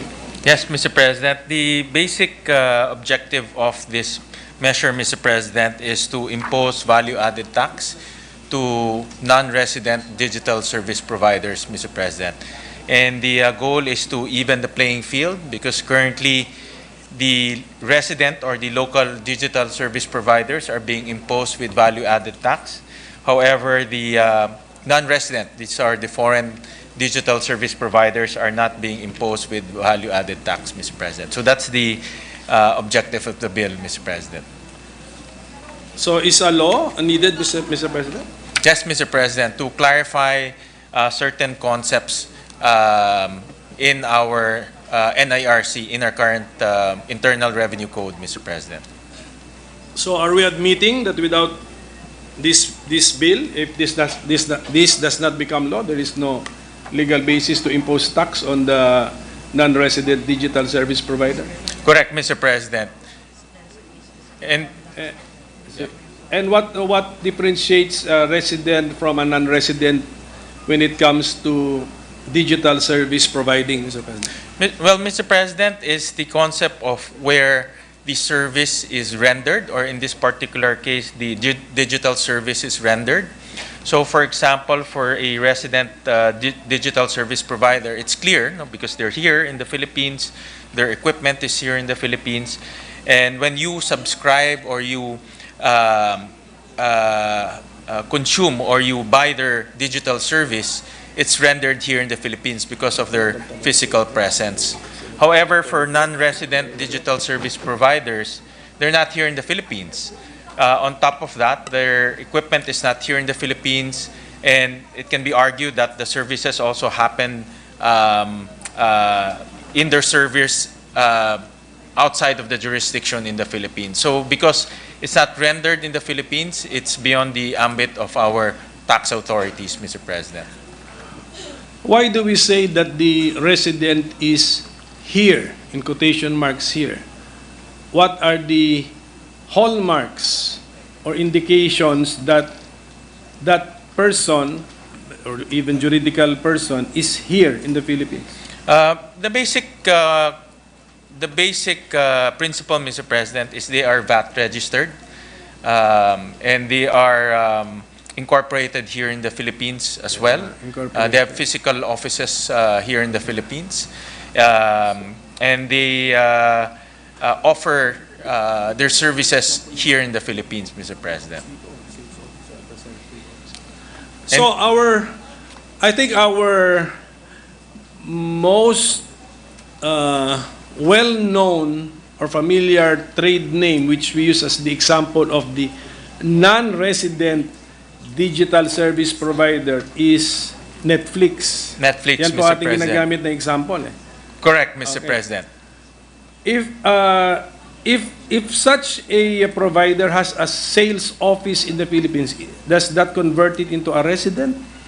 Yes, Mr. President. As long as they also get as long as they register as a VAT entity, they also have physical offices. They also probably put up a branch office here, and they also engage in business here in the Philippines by soliciting sales. Then they can be imposed with VAT.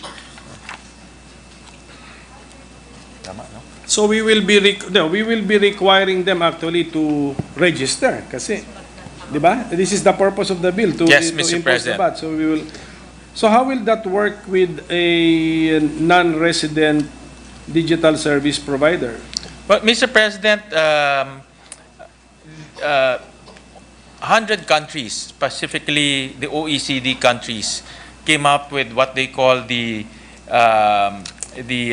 digital VAT on digital service toolkit, in which they documented a lot of the best practices from different jurisdictions imposing VAT on digital services. And one of the recommendations there is to register digitally. So meaning BIR will now have a formal registration method to require all of these digital service providers to register digitally. And they will be given a TIN number, Mr. President. Anong provision? Section? So there is an office or a unit in the BIR ready to receive these digital applications, Mr. President? Yes, Mr. President. Currently, the BIR is already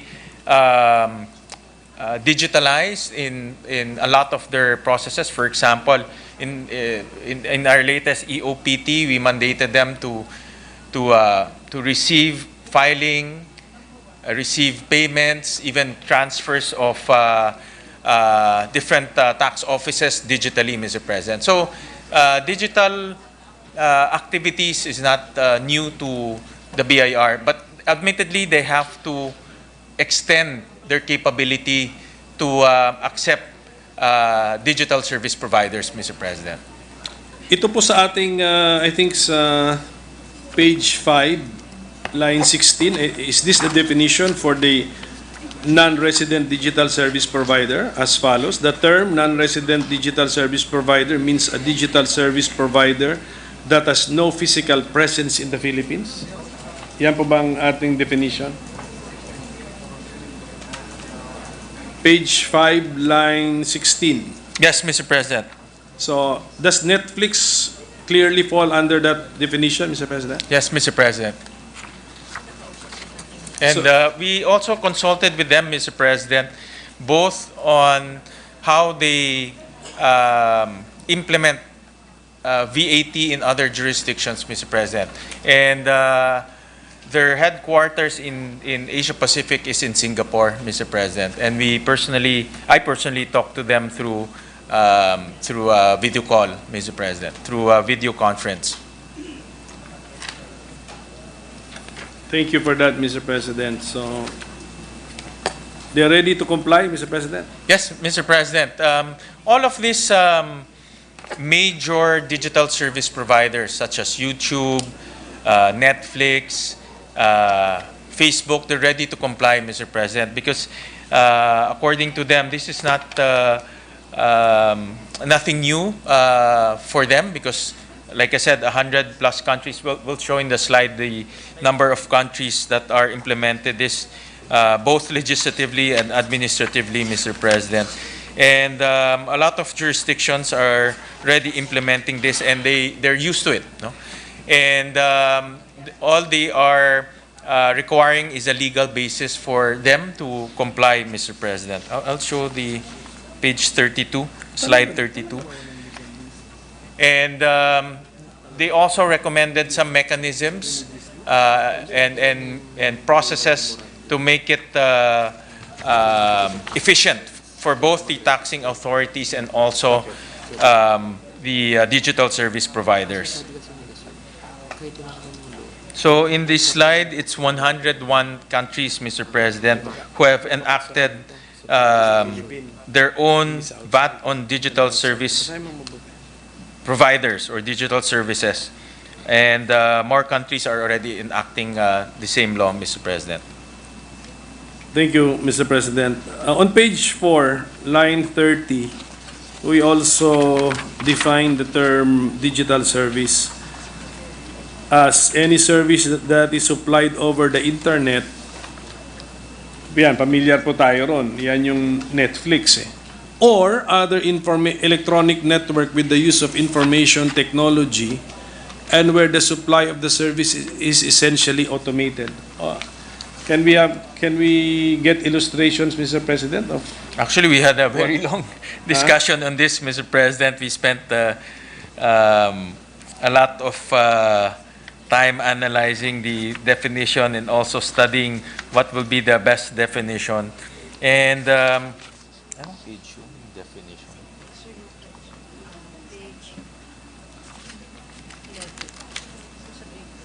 Kasi Mr. President, ginamit na natin yung word na internet sa law. Internet. So parang meron na tayong fixed meaning ng internet. The internet is a network, as I understand it. So, tapos sabi natin dito, or other electronic network. So, what is that? Other networks covered, Mr. President? Yeah. Well, Mr. President, we'll break down the technical terminologies that led us to adopt this definition. Electronic network can also mean local area networks. It can mean intranet. It can mean this type of delivery technologies, Mr. President. And the word information technology here is basically the hardware, Mr. President. And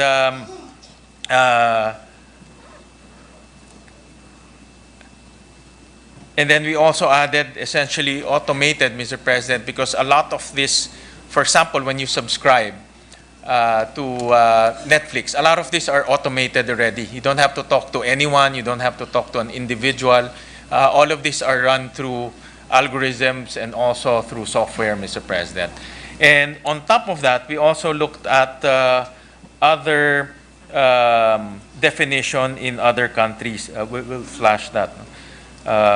For example, in Singapore, Mr. President, their definition is digital services are defined as services which are supplied over the internet or an electronic network, and the nature which renders their supply essentially automated with minimal or no human intervention, and possible without the use of information technology. So we just picked up some of the best practices definition, Mr. President, and then abbreviated it, Mr. President.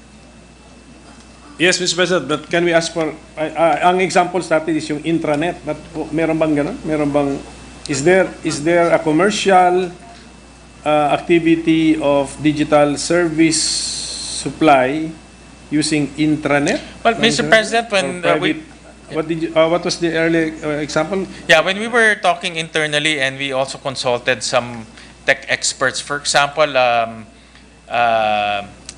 SAP, Mr. President. SAP, the accounting and back office software, Mr. President. And you're a multinational company, but you're linked to, let's say, your third-party accounting. No? So this is a closed network, but it's also connected to third-party service providers, Mr. President. But you are outside of the country, Bale. So it can be outside of the country. Are you not connected to the Philippines through the internet?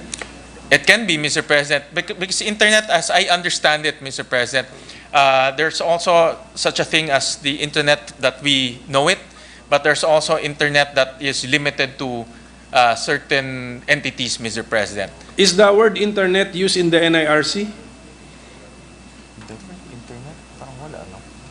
Is our amendment the first time that the word internet will be introduced into the NIRC? Yeah, this is going to be the first time, Mr. President. Don't we feel the need to define what is the meaning of the internet? We can do that, Mr. President, if that will clarify and improve the proposal, Mr. President. We can do that, Mr. President. Kasi ano to, this will be part of the code eh. Yeah, Di ba? correct, This will be Mr. part of the President. code, Mr. President. Yeah, I consulted with our friends from the DOF. It's not used at all in the NIRC. This will be the first time, Mr. President. So that's also another aim of the bill, is to modernize our revenue code, Mr. President, by adapting to the changing time, particularly to digital services, Mr. President. Just a clarification, Mr. President. On page 5, we are introducing section 108-B, the first paragraph. Can we get the difference if the consumer is a non-VAT registered and if the consumer is a VAT registered? How will the conduct of the non-resident digital service provider be affected or be different, Mr. President?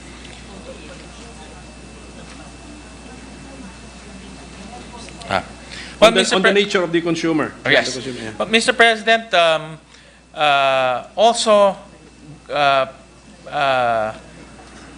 also patterning this bill to the OECD VAT on digital service toolkit. Their recommendation is to differentiate a business to consumer collection process and a business to business collection process. So in this particular case, consumers are typically not VAT registered. We're consumers. So meaning the non-resident digital service provider will impose VAT to consumers who are not VAT registered, because we're typical consumers. But if you are already VAT registered, for example, you are a company, and you will be subscribing to, let's say, to Netflix or to YouTube,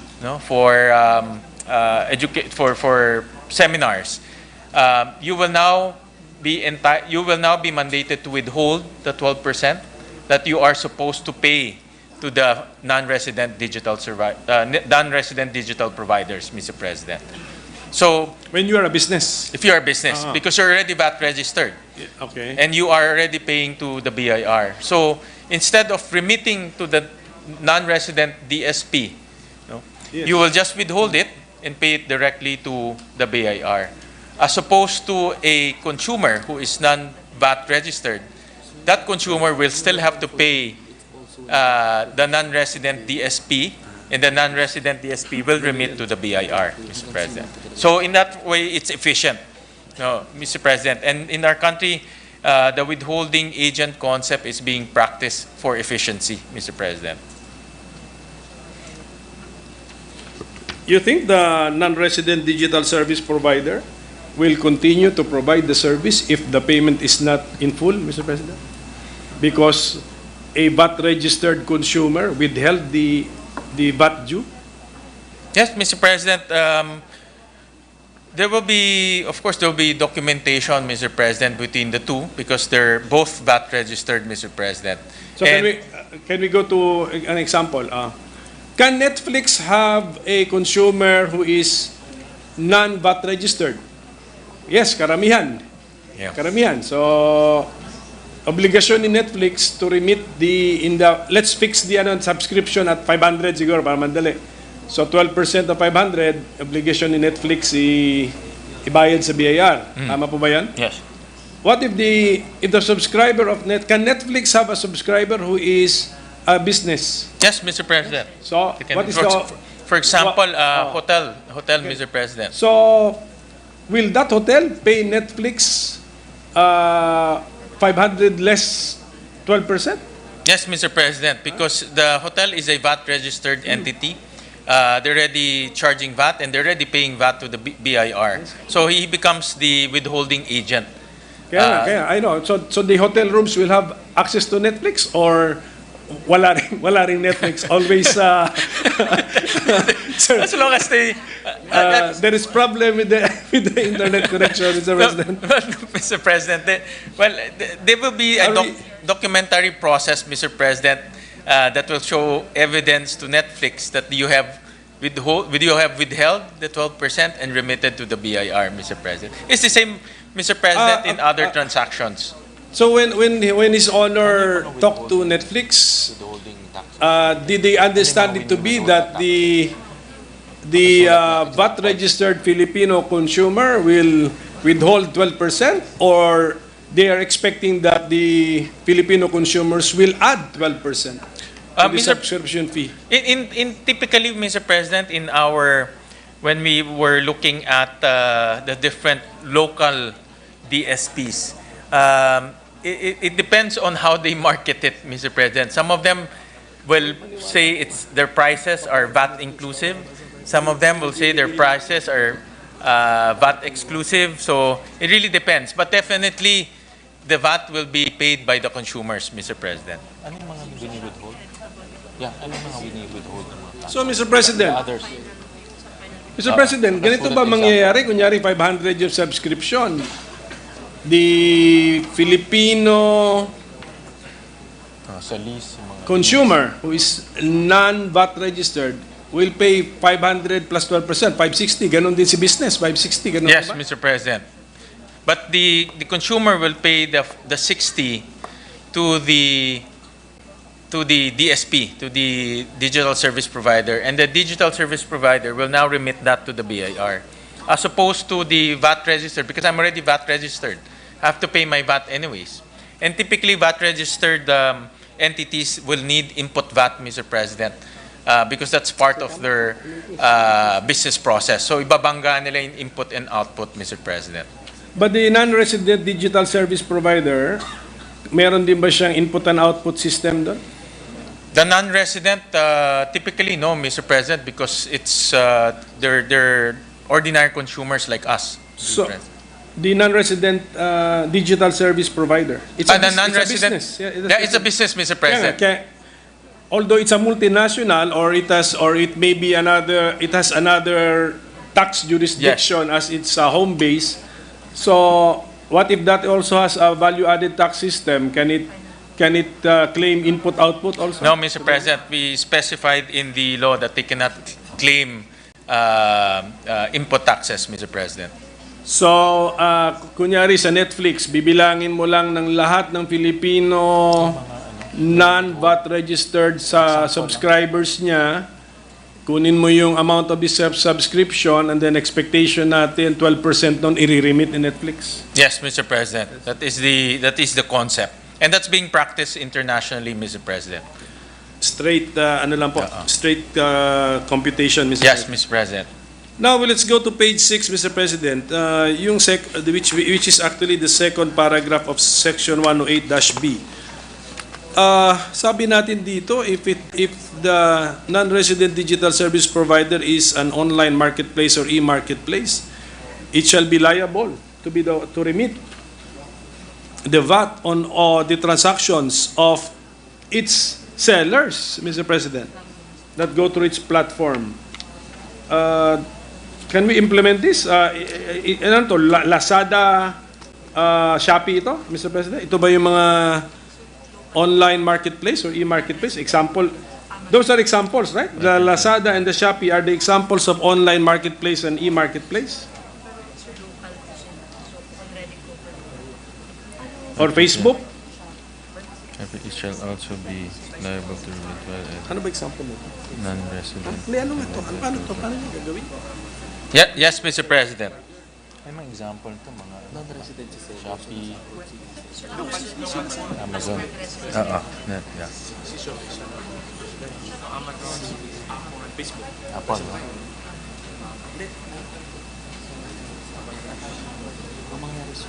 And then, Shein.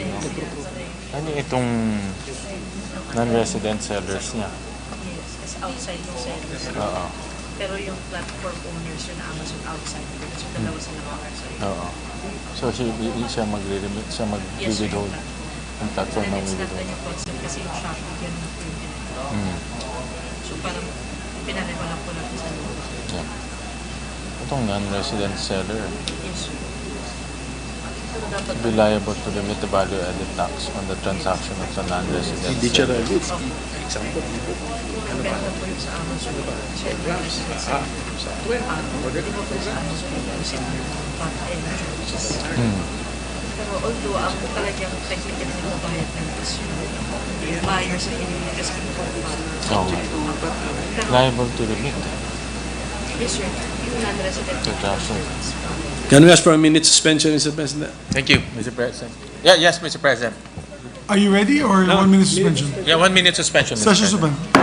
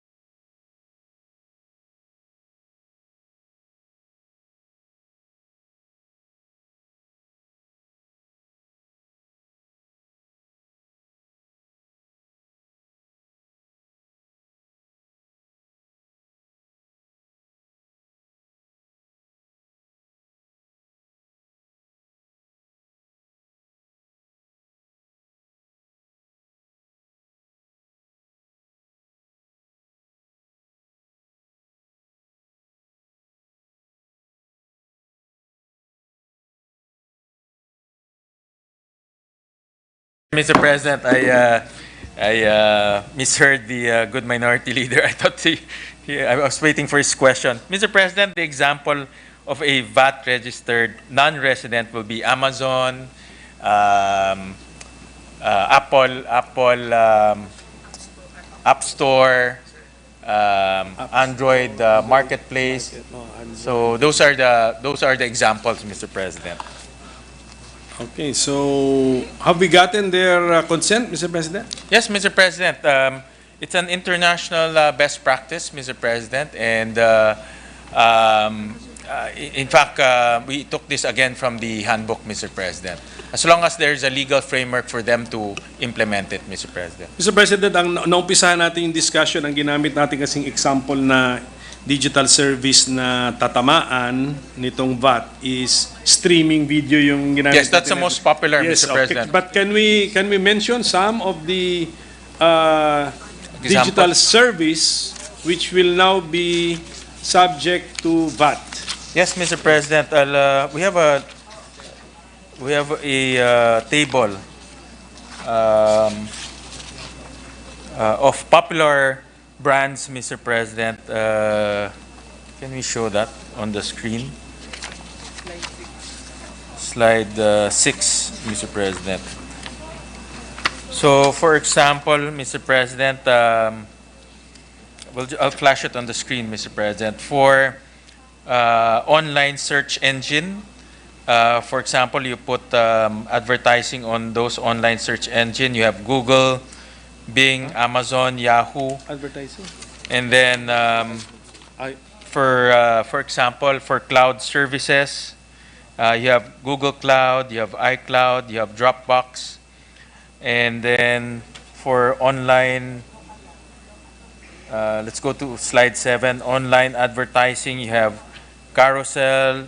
These are platforms that you can advertise, Mr. President.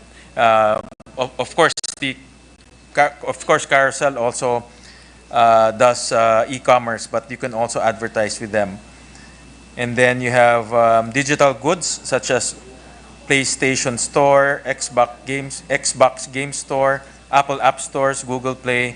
So these are the bigger brands, Mr. President, that are categorized in the different digital services, Mr. President.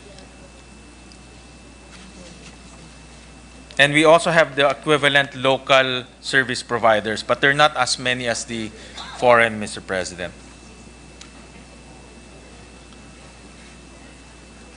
So, in our table, Mr. President, that under the type of digital service, there's an online platform. So, we are going to impose a VAT on the online platform because it is providing digital services as an online platform. The Ano ba ba? service they provide, Mr. President, it's only the service that they provide for Angkas and Joyride, because they provide a service. For example, they put together the rider and also the Paano ba mag- commuter, Mr. President, and they charge a service. So we're only imposing on the service. So, di ba Angkas is a resident? Yes, Mr. President. So, nagbabayad siya ng VAT? Nagbabayad na siya, Mr. Okay, President. so si Grab hindi? This is Grab International, Mr. President. The Grab local, they're paying already, Mr. President. But Grab is a Southeast Asian or a pan-Southeast Asian company, Mr. President. No, but when we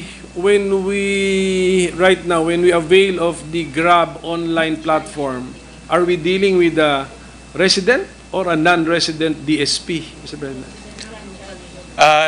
Grab has a local office here, So Mr. President. resident. Resident rin May siya. VAT na- may VAT na po May yun. VAT na siya on the local service. Okay. But Mr. President, there's a good example that I want to show the good minority leader, the case of Shopee, Mr. President, which is a resident digital service provider. We'll slide 26. Shopee charges what they call transaction fees. No? They're present here in the Philippines. They have an operation here in the Philippines. They put together buyers and sellers. This one. So they charge, this is an example, no, on a typical transaction. So they charge 2% as transaction fees, Mr. President. And the 2% transaction fee is the service that they provide. Currently in the Philippines, we are already imposing 12% on that 2%, Mr. President. So there's two types of VAT that is being imposed in that third transaction. One is on the good, yung binibili natin, and one is on the service. And Shopee is already imposing 12% VAT on the service alone, Mr. President, on the service in this particular example. Anong siya sabihin? Ba't niya ito yung example?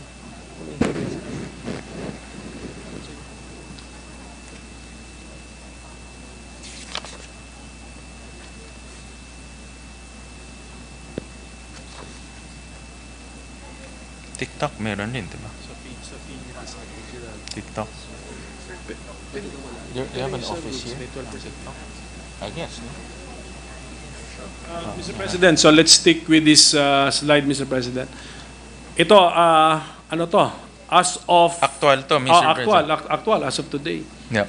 Yung item na binili mo sa Shopee na i-deliver sa'yo, may VAT po yun? Yes, Mr. President. Yung item. Yung item may VAT siya. Tapos si Shopee, because it is an online platform you are using, in away from the transaction, meron siyang charges doon, ibabat din yun. The transaction fee, Mr. Yes, the President. transaction fee. Yes. But right now, it's being imposed already. It's currently being done. But in the same argument, for example, Amazon, we're not doing the same, Mr. President, because Amazon is a non-resident digital service provider. So that's why the playing field is not even. But if they can supply the same product, they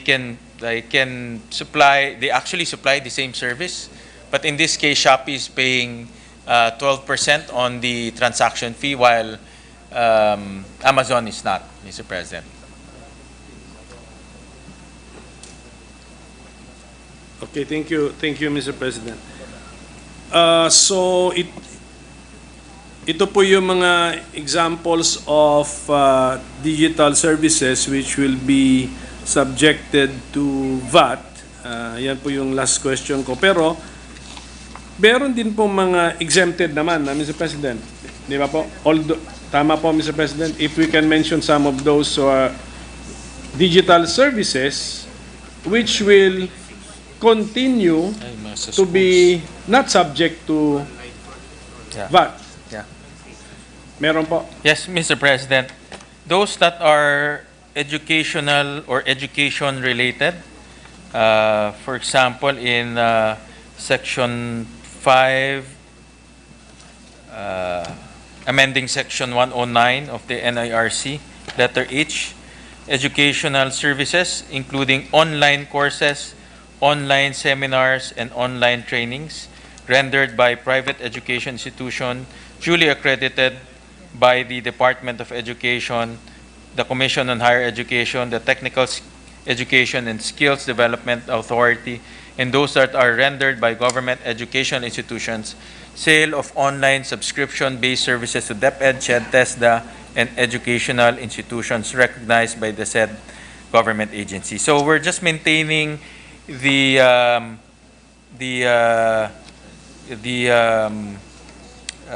goal of promoting education and supporting education. So we're exempting online courses and online trainings for education.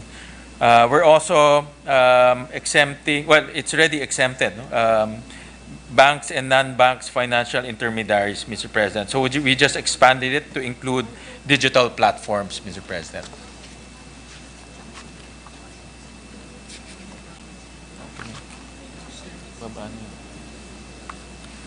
What would be the significance of the words added, Mr. President, including those rendered through the different digital platforms?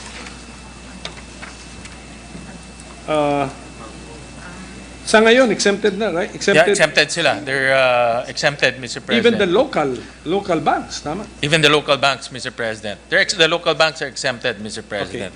So, and yet we're still adding the phrase, including those rendered through the different digital platforms. Why, Mr. President? Maybe you know why. Oh, GRT 6. Has there been a misinterpretation here or an issue here, Mr. President? Like for example, yung mga CIMB, ano pa? GCash.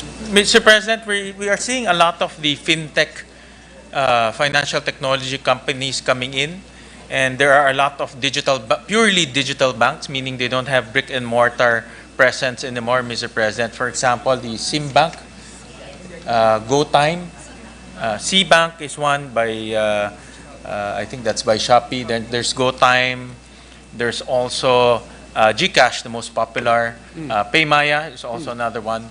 So there's a slew of digital banks, Mr. Kung wala President. po itong phrase na i-insert natin, what? They will be subject to what? Actually, hindi. Actually, Mr. President, we're just clarifying that they are exempted, Mr. President. So we're just... Is there a debate, an ongoing debate, an issue, Mr. President? Wala. Yeah. Actually, Mr. President, there's no debate on this, but this is one of the recommendations of the BSP, Mr. President, to clarify and codify that exemption, Mr. President. So tama po ba itong ating exempt transaction, Section 109, Paragraph V, yung services of bank and then etc., whether digital or non-digital, tama po ba? Are exempted from VAT. Yes, Mr. President. Tapos They're under the gross receipt tax regime, Mr. President. Klinaro lang po natin na including those rendered through the different digital platforms. Yes, Mr. President. Correct. That's a recommendation from the Bangko Sentral, Mr. President, BSP. Thank you for that, Mr. President. Mabuti na yung siguro ang tawag na natin dyan ay crystal clear. Mr. President. Tama, Mr. President. That's true, Ganun na Mr. lang President. gawin natin, Mr. President. I think they saw the opportunity to make it crystal clear, Mr. President, since we are already talking about digital services. So that's their intervention, Mr. President. What is this power of the commissioner to suspend, Mr. President? Meron tayong dinagdag on page 12, line 11.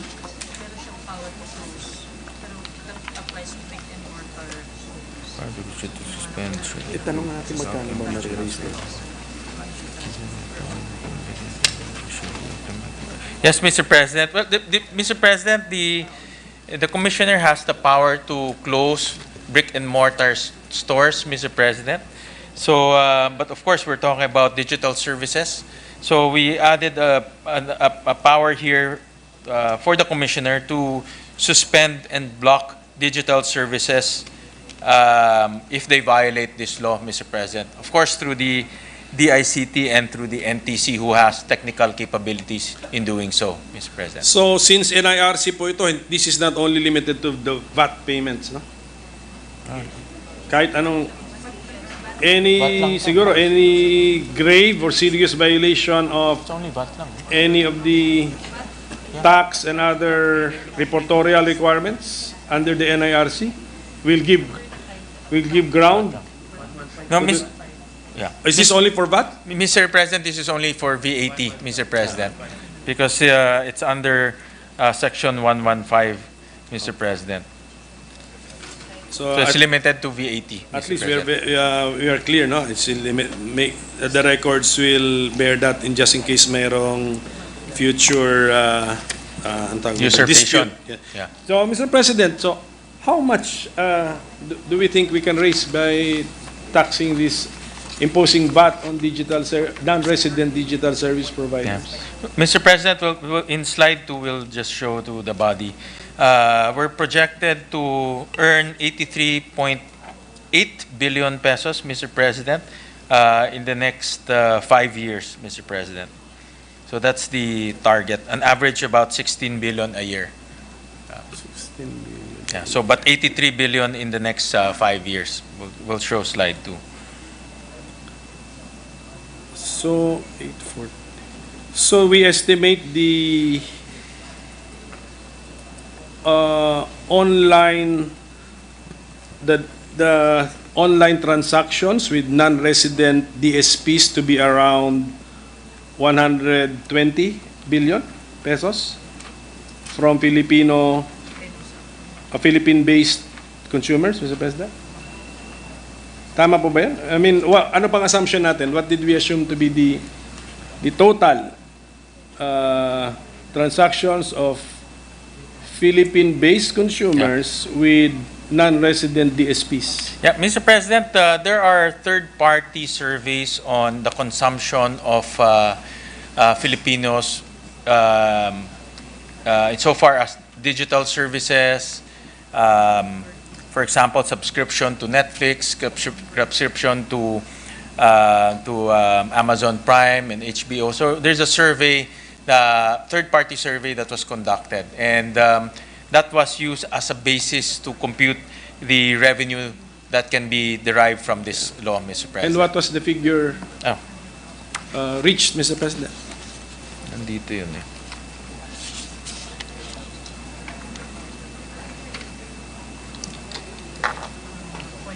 Nasaan yung survey, Martin, yung ginawa mo? Siguro mga 120, siguro, billion. Bakit tinatangkilik pala natin ang Yung tinatangkilik pala basis natin. ng revenue? Bakit 20 billion? Comes from consumers, Philippine-based. Meron ba tayong, is this in the, ito? Tataas nga. Ito yan? This one is this, no? Hindi nga sila pero Ito, sabi dito nito, lahat. level the playing field. It's it here? Yes. Same po tayo.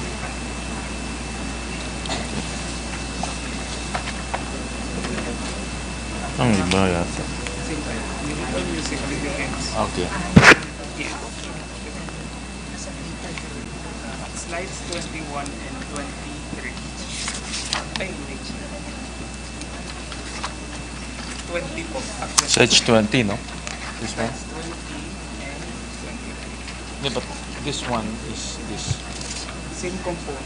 Yeah, but lahat nandito siya. Diba? Oo, sige. Bagong submission lang po. Yeah, Mr. President, we'll flash. Sorry for the delay. I was just making sure that I have the right slide. Mr. President, on slide 20. So this is just one of the components, Mr. President. And this is a survey by statista that was used to derive the revenue, Mr. President. So this is the breakdown of digital advertising expenditure in the Philippines. Different types of advertising, for example, video advertising, search advertising, influencer advertising, and so on, Mr. President. So if you can see, there's also a significant growth in terms of advertising. And we just projected, Mr. President, the years. But we'll also... It's only one type of a digital good, Mr. President. Ito, meron tayo nito. Service ba? Kasi yung year mo, luma. Di ba digital good is the digital space? Yes, oo. Saan yung katapat?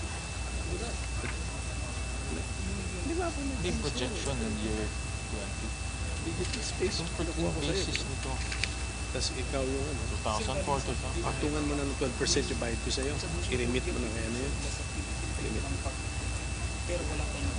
Hindi, kaya nga. Hindi nga, non-resident ka. Breakdown eh. Non-resident Mr. President, for the record, I have the most latest breakdown here of hindi.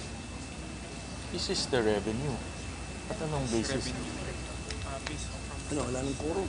Okay. Ito yung total niya revenue, but we have a compliance assumption. But this is not the consumption, this is the So revenue. if you divide this by 0.12, it's around 240 billion. Oo, yeah. Passive. Oo. But where is the basis ng increase? Ng consumption mismo, yung consumption. Sorry, Mr. President, I just want to make sure that I'm spreading into the records the correct numbers. But going back, Mr. President, slide 20, this is a historic consumption or the historic value of the consumption of advertising in the Philippines, digital advertising in the Philippines. And if we can see, the average growth for the last 5 years is 22%, Mr. President. So we use the 22% to project the growth of consumption for digital advertising. And from there, we multiplied the factor of 12%, Mr. President. Well, Mr. President, but the advertising is only one, di ba?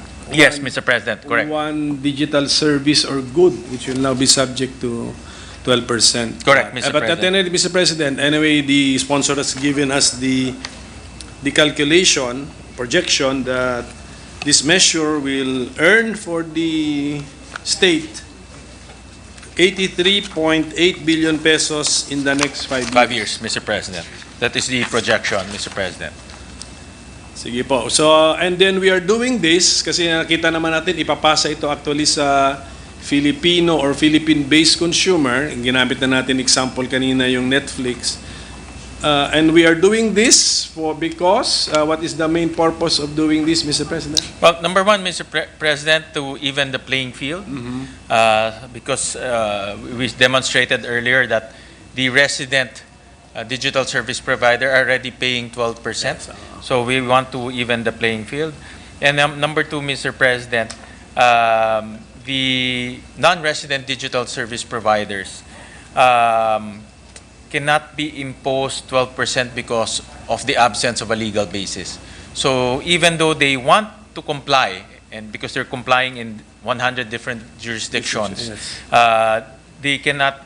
They are hesitant to comply because of that legal basis. So we're now providing them with the legal basis by modernizing our internal revenue code, Mr. President.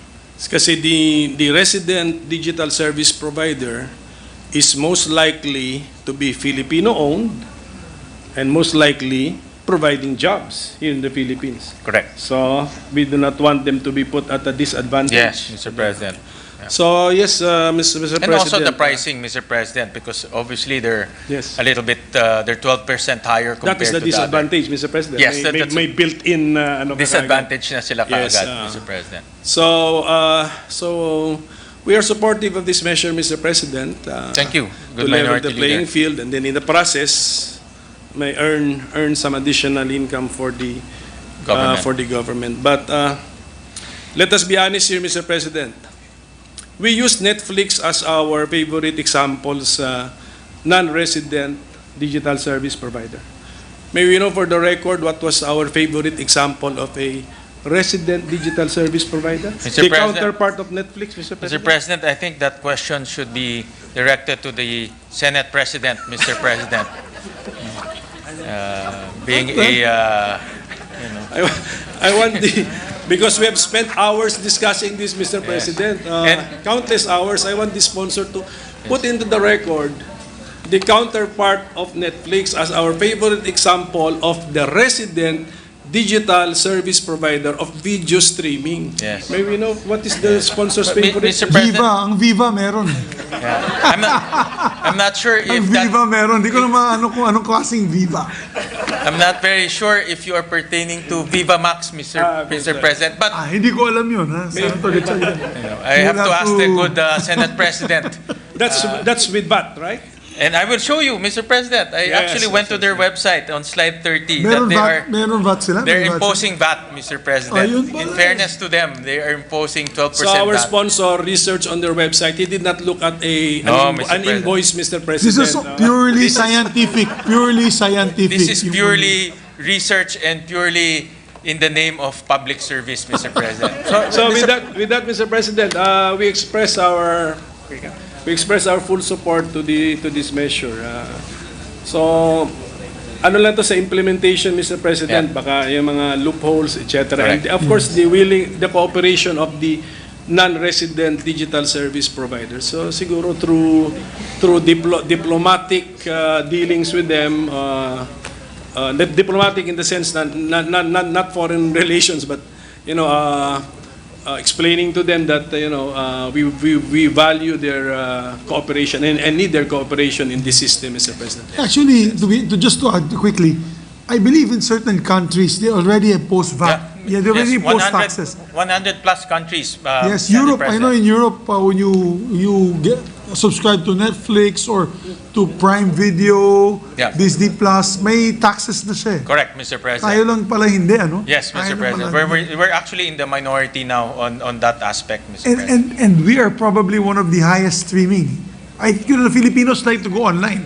Yes. Whether it's Facebook or whatever, no? And because So- of that, Mr. President, advertisers like to advertise with the digital platforms. But because we don't have this law, we cannot impose VAT on that advertising activity, Mr. Yes. President. So I think it's about time. Yes, we interpose the objection, Mr. President. Thank you very much. At least naklaro natin because makikita talaga nila sa invoices nila or sa billing statements nila ito, but that is really for the purpose of yung sinabi ng ating sponsor to Yes. level the playing field. We should not discriminate against Philippine-based corporations or companies providing jobs, paying income, paying taxes here in the Philippines. Mr. Yes. President. Thank you, Mr. President. Thank you, very much, good Mr. minority President. leader. Thank you. Thank you very much. Kung gusto niyo po Session suspended for a minute. isa lang na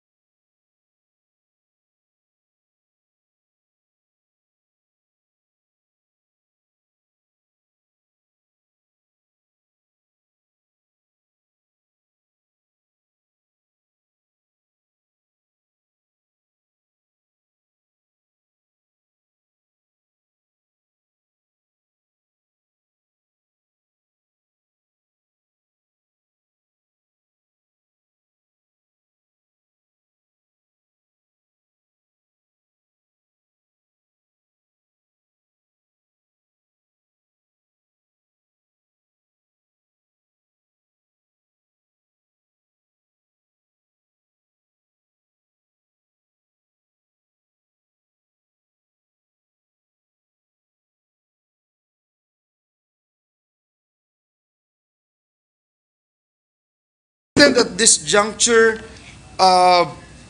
no member wishes to interpolate, and so I move to close the period of interpellations and debate. I so move, Mr. President. There be no objection, motion's approved. Mr. President, I move that we suspend consideration of Senate Bill number 2528. So move, Mr. President. There be an objection, motion's approved. Then maybe we can ask the sponsor to ready the amendments so that when we come back on Monday, we can do the amendments. Isa lang daw amendments na. Gusto Oh, yeah, well, let's open the period of amendment. Yes, why not? Because Mr. Pre- then we will comply with the minority floor leader's requirement that it has a 3-day rule instead of seeking for a certification. May I ask for a minute suspension, Mr. Session President? suspended.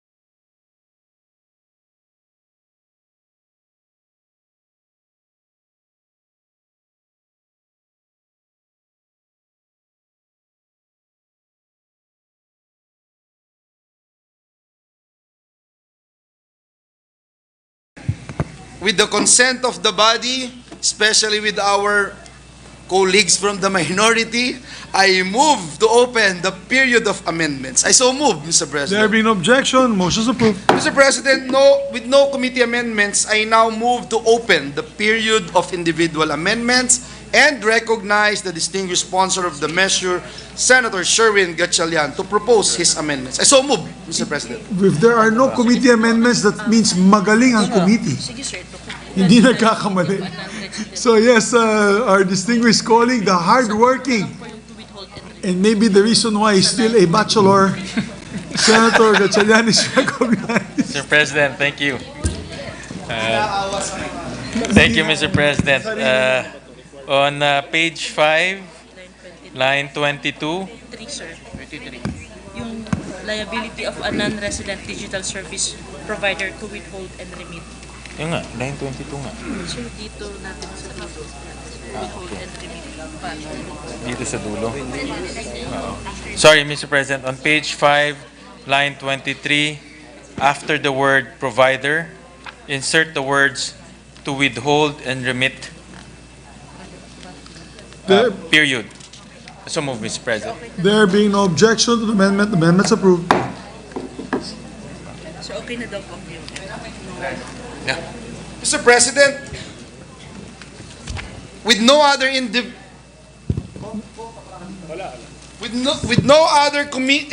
amendments, I am now moved to close the period of individual amendments. So move, Mr. There President. being no objection, motion's approved. So sa Monday voting na po tayo. With the consent of the body, Mr. President, I move that we approve on second reading Senate Bill number 2528 subject to style. I so move, Mr. There President. being no objection, Senate Bill number 2528 is approved on second reading, subject to style. Congratulations to the sponsor and to the authors. Thank you, Mr. President. Congratulations to the hardworking sponsor, Senator Win Gatchalian. I move that we suspend consideration of Senate Bill number 2528. I so move, Mr. President. There being no objection, motion's approved.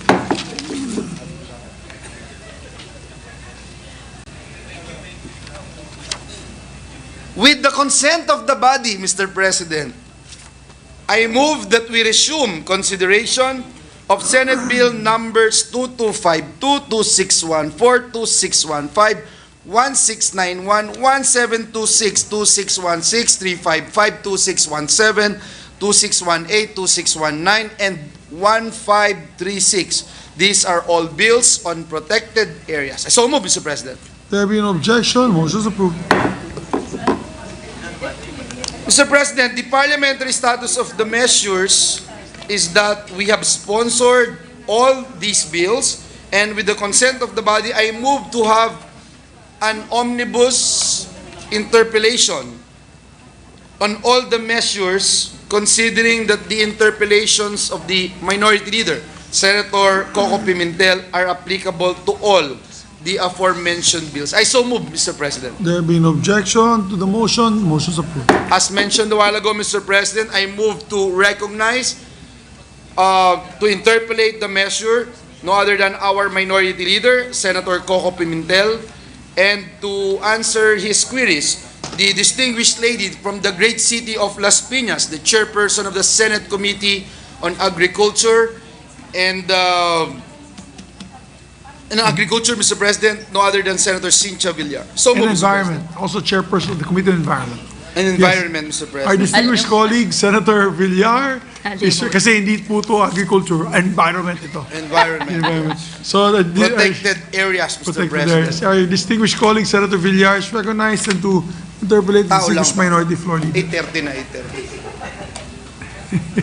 Thank you, Okay Mr. lang. President.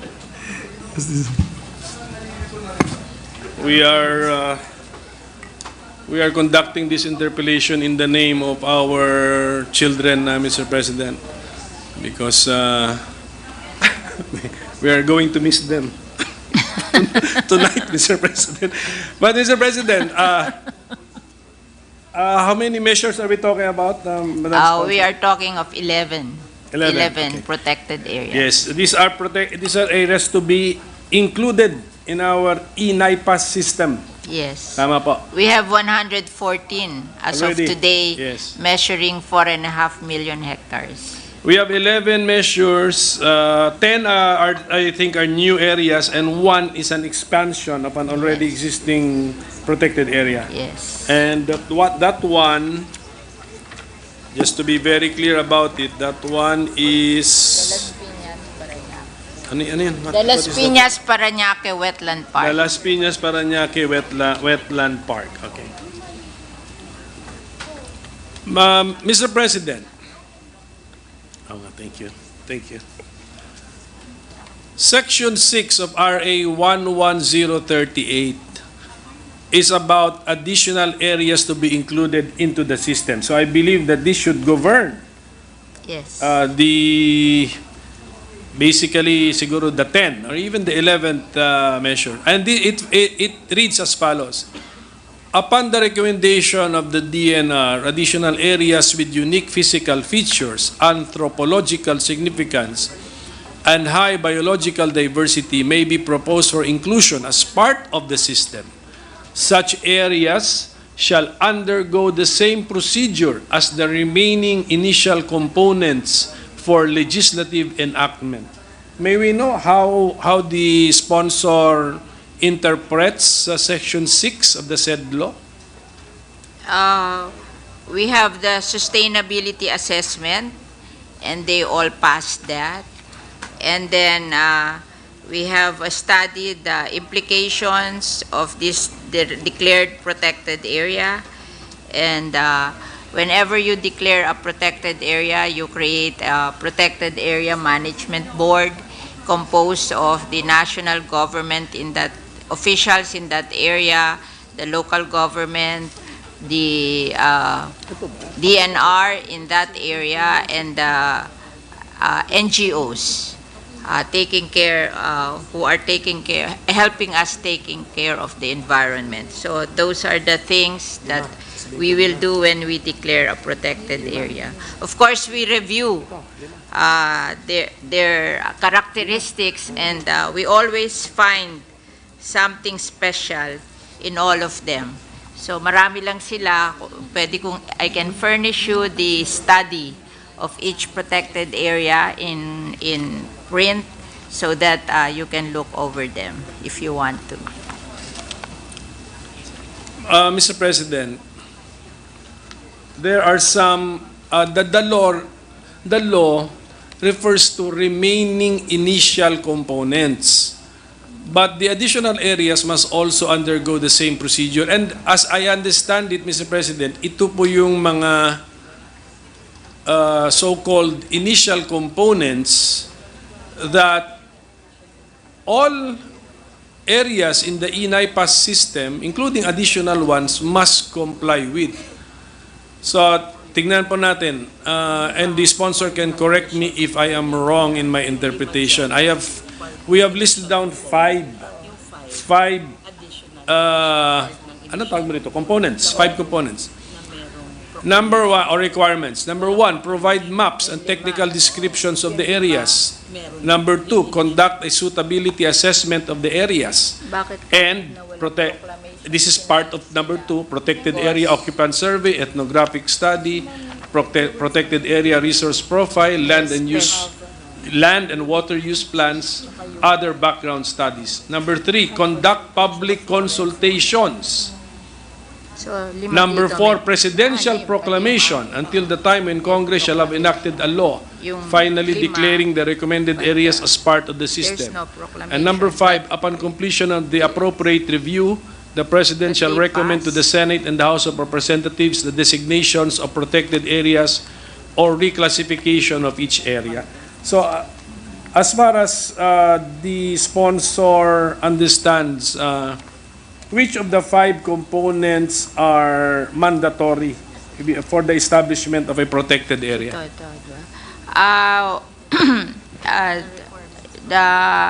The 5 which has a proclamation and may initial component are the Poway Lake Protected Landscape, and then number 2 is the San Francisco Protected Landscape in Quezon Province, the Alibad Haban Protected Landscape in Quezon Province also, the Tacloban and Tandog group of islands in Guimaras, and the Aurora Memorial Protected Landscape in Aurora Province.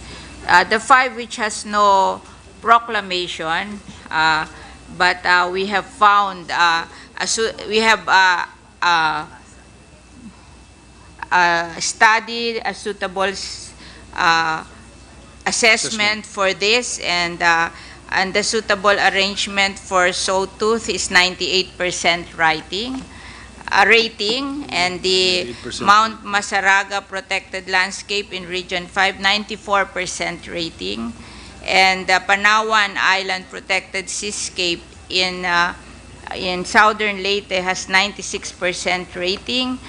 The Mount Gutom Protected Landscape in Zamboanga del Norte has 88% rating, and the Sultan Naga Dimaporo Protected Landscape and Seascape has 95% rating in terms of suitability and special characteristics.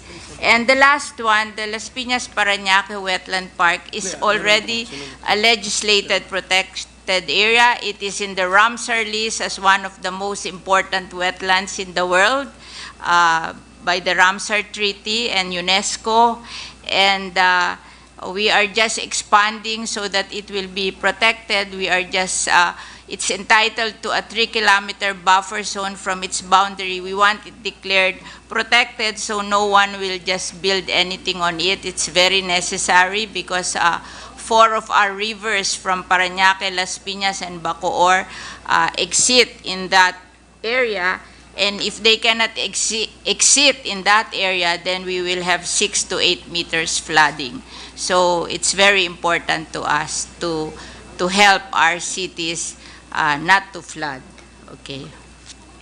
So in the opinion of the sponsor, the components that this represent, the 5 components that this representation read earlier are not all mandatory. Some are replaceable or interchangeable, Mr. President. No. Kasi some have presidential proclamations, the others wala. So yeah, isn't- but the suitable study is very high. yes, so It's from 88 to Yes. 98%. can that Oo. take the place of the presidential Yes, proclamation? yes, that's it. Tapos those with no suitability assessment, yung We don't first pass 5. we don't pass anything. We don't sponsor anything that is not suitable. Can In we fact, get- these protected areas have been passed in the lower house. Can we get the rating of Paway Lake? Paway The Lake sponsor did has, not mention the rating of Paway Lake. 95%, About San Francisco 82%, for Haban, 83%, for Tacloban and Tandog, 98%. and for the Aurora Memorial Protected Landscape. 98%. Sino gumagawa ng rating? These are the with proclamation. The Yes, first yes, 5. yes, I know, And the the next 5, ang suitable assessment, suitability assessment nila, ganun din katataas. Opo. And So, this has been passed in the lower house, this legislation. so the presidential proclamation is not a Yes, requirement. No. Okay, thank you. Is the public consultation a requirement? Yes.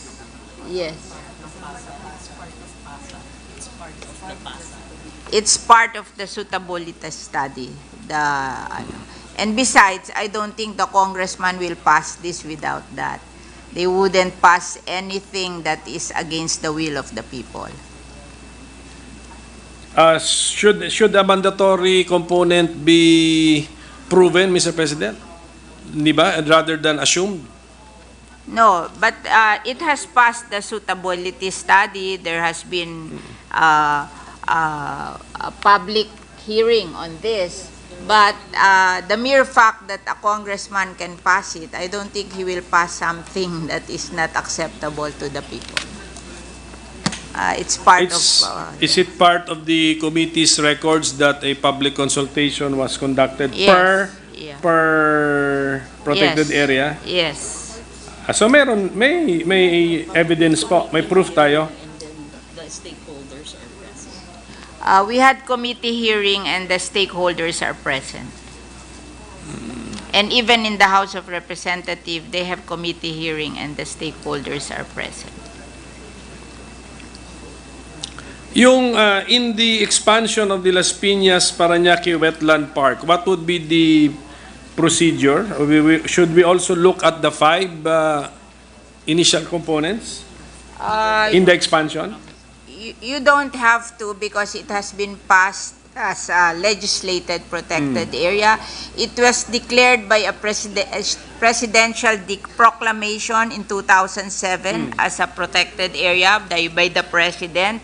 Then in 2013, it became a wetland of international importance included in the Ramsar list, which is an international it's an international treaty, and when you are listed there are only 8 in the Philippines. When you are listed there, your government is mandated to protect you because it's a treaty signed by 170 countries, and one of them is the Philippines in 1971. The expansion of the Las Piñas Parañaque wetland would be how large? Anong area? It's Area? 1,000. Yung expansion lang po, yung expanded part. 181 siya dati. 176 1,761 hectares, but it's all water. Opo. It's part of Manila Bay. We will not do anything with it except that it will serve as a passageway of the water from our 4 rivers in Las Piñas, Parañaque, and Bacoor. So we would not touch it. It will remain as part of Manila Bay. It will just be an outlet of our water. Because if we don't have an outlet of our water, then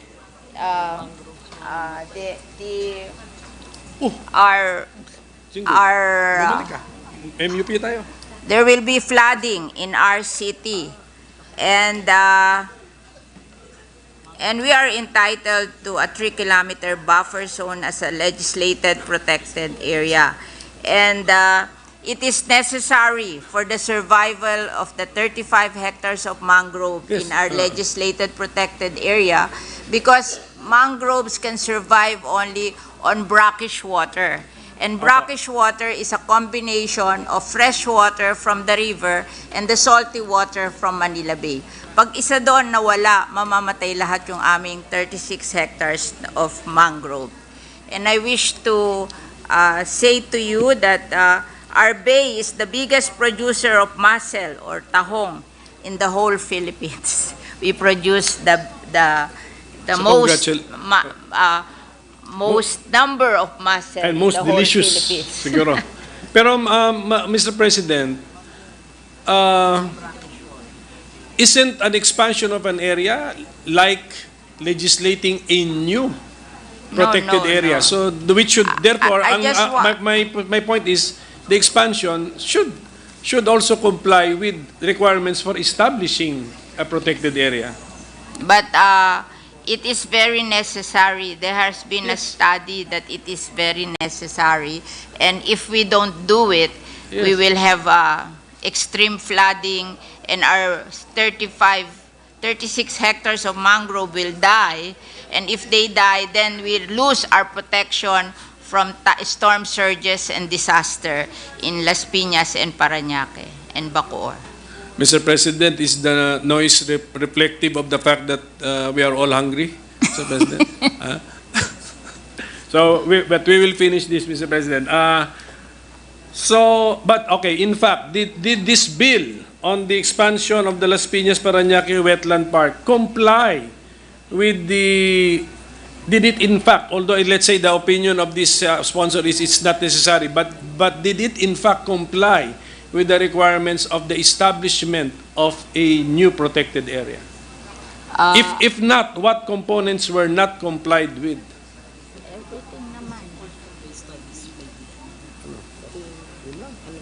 It is supported by study of the DNR, and when we requested for this protected area, 289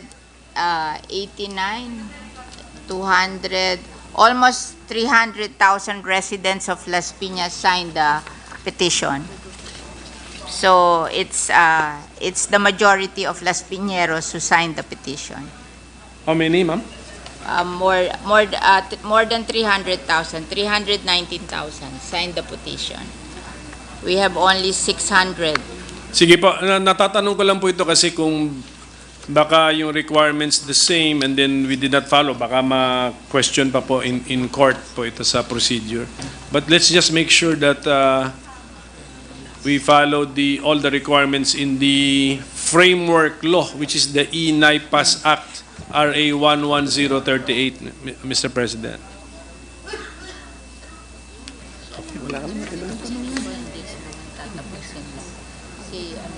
Ano nga gusto mong mangyari? Siya na lang, ano na lang. Tatapusin ko lang si... Okay, saan siya may penalty? Dalawa naman bong Saan ang bill may penalty lahat?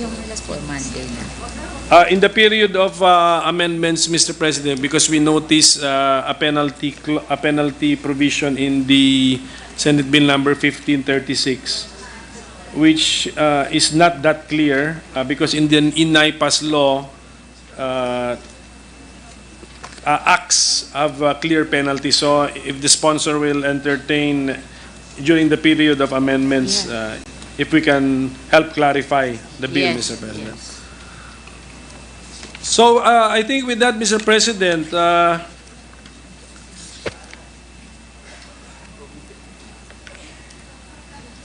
ano pa? Yan na. Hindi ba lulusot yan? Just to make it very clear, Mr. President, are there existing tenurial instruments in the areas covered in our bills, in our 11 bills? They are all they are all government owned. But also, the government land can have tenurial arrangements over them. But did we make sure na wala po rito? Yeah. Yung others ba meron? Yung inyo mga Panaon, May house the bill. others, oo. The Las Piñas, Parañaque Wetland Park has none, but the others, wala rin. Wala. They have no tenurial instruments. So, and then we have been assured by our sponsor that there are corresponding House bills po, Yes. in all the Yeah. 11 measures we're talking about. So the representatives of the constituents of the areas have called for the establishment of these protected areas. Pero last question na lang po, bakit po ba meron tayong nakikita mga protected areas na hindi rin naman na-protect? Kasi it is managed by the Protected Area Management Board, composed of local government, national government, DNR, and NGOs. Minsan kasi yung mga PAMBI, they don't take care of the protected area. They don't, that's not in their heart to really take care of the protected area. You must be very determined to be able to do it. Like our protected area, if I don't watch over it, the informal settlers will enter into our protected area, and they have entered, and I just facilitated their transfer to another area. So, But we are retaining the general composition of the PAMBI in the 11 bills natin. Yes, Even when we because- have heard what happened to the other areas, wala tayong, there we is are a not proposing a new setup. kasi iba yung mag-pass ka ng protected area kaysa i-repeal mo yung system of protection. That's another. This is very particular in these areas. But if there's a move to repeal the composition of PAMBI because in some areas, all barangay captains are included and they outnumbered all the others. So maybe we can do something. It's another bill to reorganize the composition of the Protected Area Management Board. It's not this. This is very particular about areas, the protected areas. Not maybe we should do a bill. And that's we should look at the mother law Yes. Yung E-NIPAS Act, doon natin, yun ang galawin natin. I think it's the What is- NIPAS, the first one. The first one. Oo. Okay. Maybe So the we- governing boards of the 11 or the 10 new protected areas would follow The the existing. composition as mandated in another law. Yes, yes. May we get the law, the mother law? E-NIPAS law. E-NIPAS nga. E-NIPAS would be RA 11038. Yeah, that awesome. one. So we have to Okay po. repeal that. So if that is our concern, is about the governance, we go to that law. Yes. Sige yes. po. Sige po. This is just a declaration of protected areas. This is not about the composition of the protected area management board. Did we touch the division of the proceeds and fees? Yung 75% PAMBI, 25% National Treasury. Is that the general rule? That's the general rule. Nothing changed in the 11 bills? Yes. Okay, so with that, Mr. President, wala bang sumulat sa atin sa wetlands? Wala.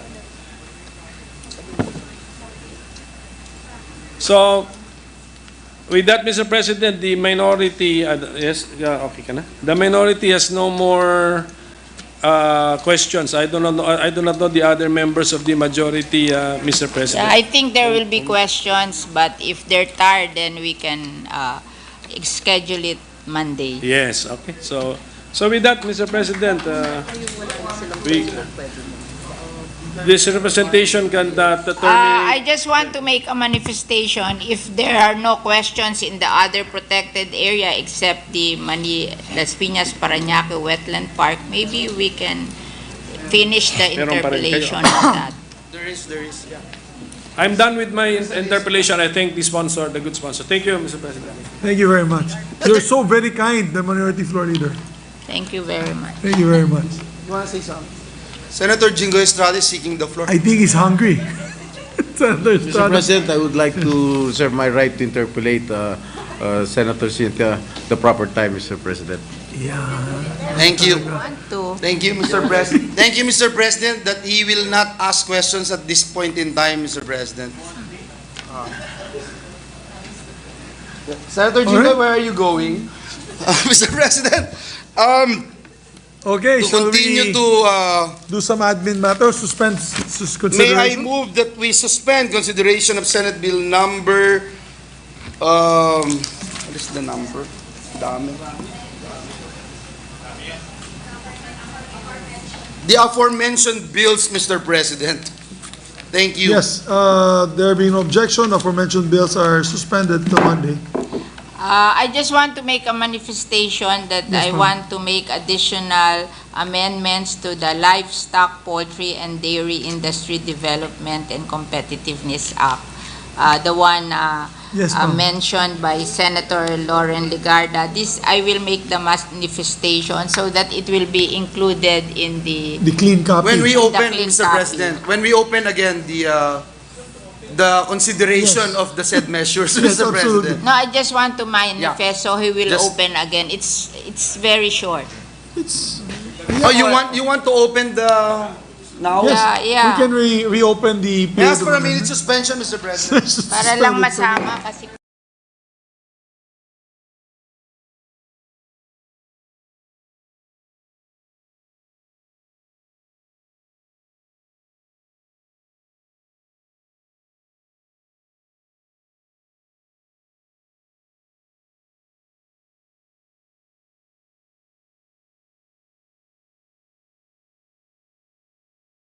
Mr. President, I move that we resume again consideration of Senate Bill number 2558. This is the bill on the Livestock, Poultry, and Dairy Industry Development and Competitiveness Act. So move, Mr. President. Together with pets.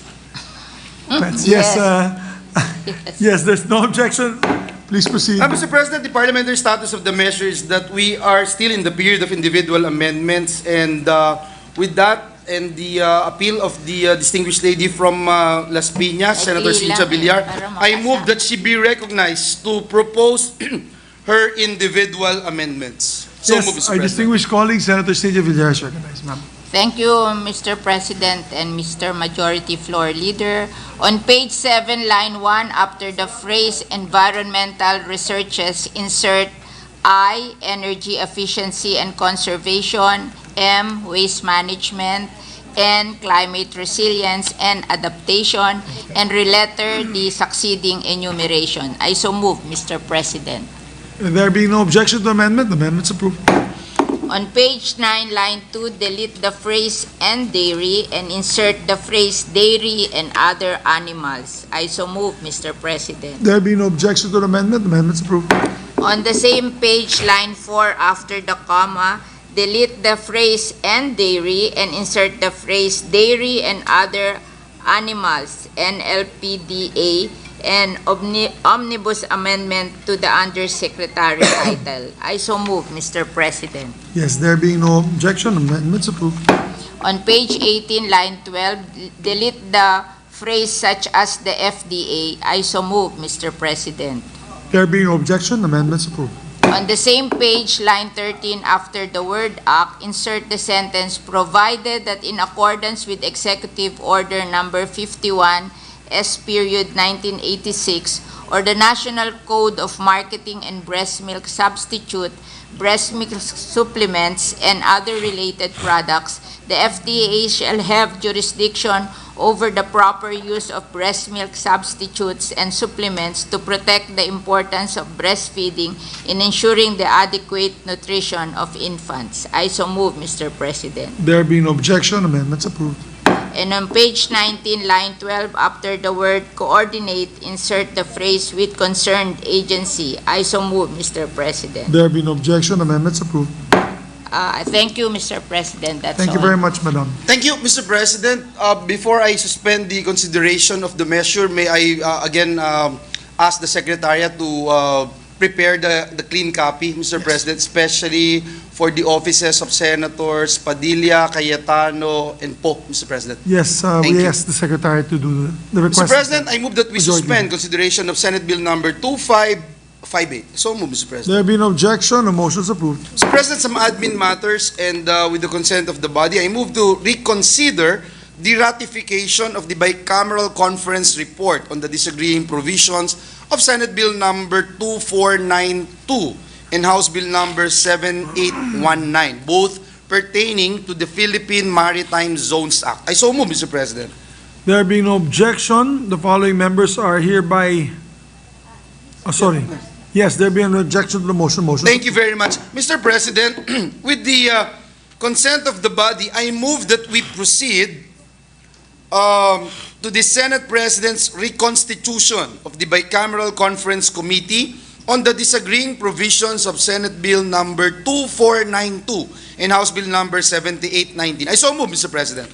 There being no objection to the motion is approved, and the following members are hereby designated as conferees to disagreeing provisions of Senate Bill number 2492 and House Bill number 7819. Senator Francis Tol Tolentino as the chairperson, Senator Ronald Bato de la Rosa, Senator Ramon Bong Revilla, Senator Sherwin Gatchalian, and for the minority, Senator Aquilino Coco Pimentel III. And also, additional information, the team of ES Bersamin will be coming at 1:30 here on Monday to discuss this particular issue on how we can move forward with the amendment that they're requesting. And so I asked for a meeting, 1:30 here in the Senator's Lounge, so that after which the BICAM can meet and discuss the proper amendments, correct? Acceptable to the DFA and other agencies. So therefore, that's it. Thank you. Majority Leader. Thank you, Mr. President. I'm glad that you brought it up because there are very important measures that we need to address at this point in time. With that, Mr. President, and with the consent of the body, I now move that we adjourn the session until 3 o'clock in the afternoon of Monday, May 20, 2024. I so move, Mr. President. Thank you, and congratulations to the sponsors of the measures that we passed today. and including the livestock and poultry, piggery, and pets bill of Tita Cynthia. Session is therefore adjourned until 3 o'clock in the afternoon, Monday, May 20, 24. Have a safe weekend, everyone.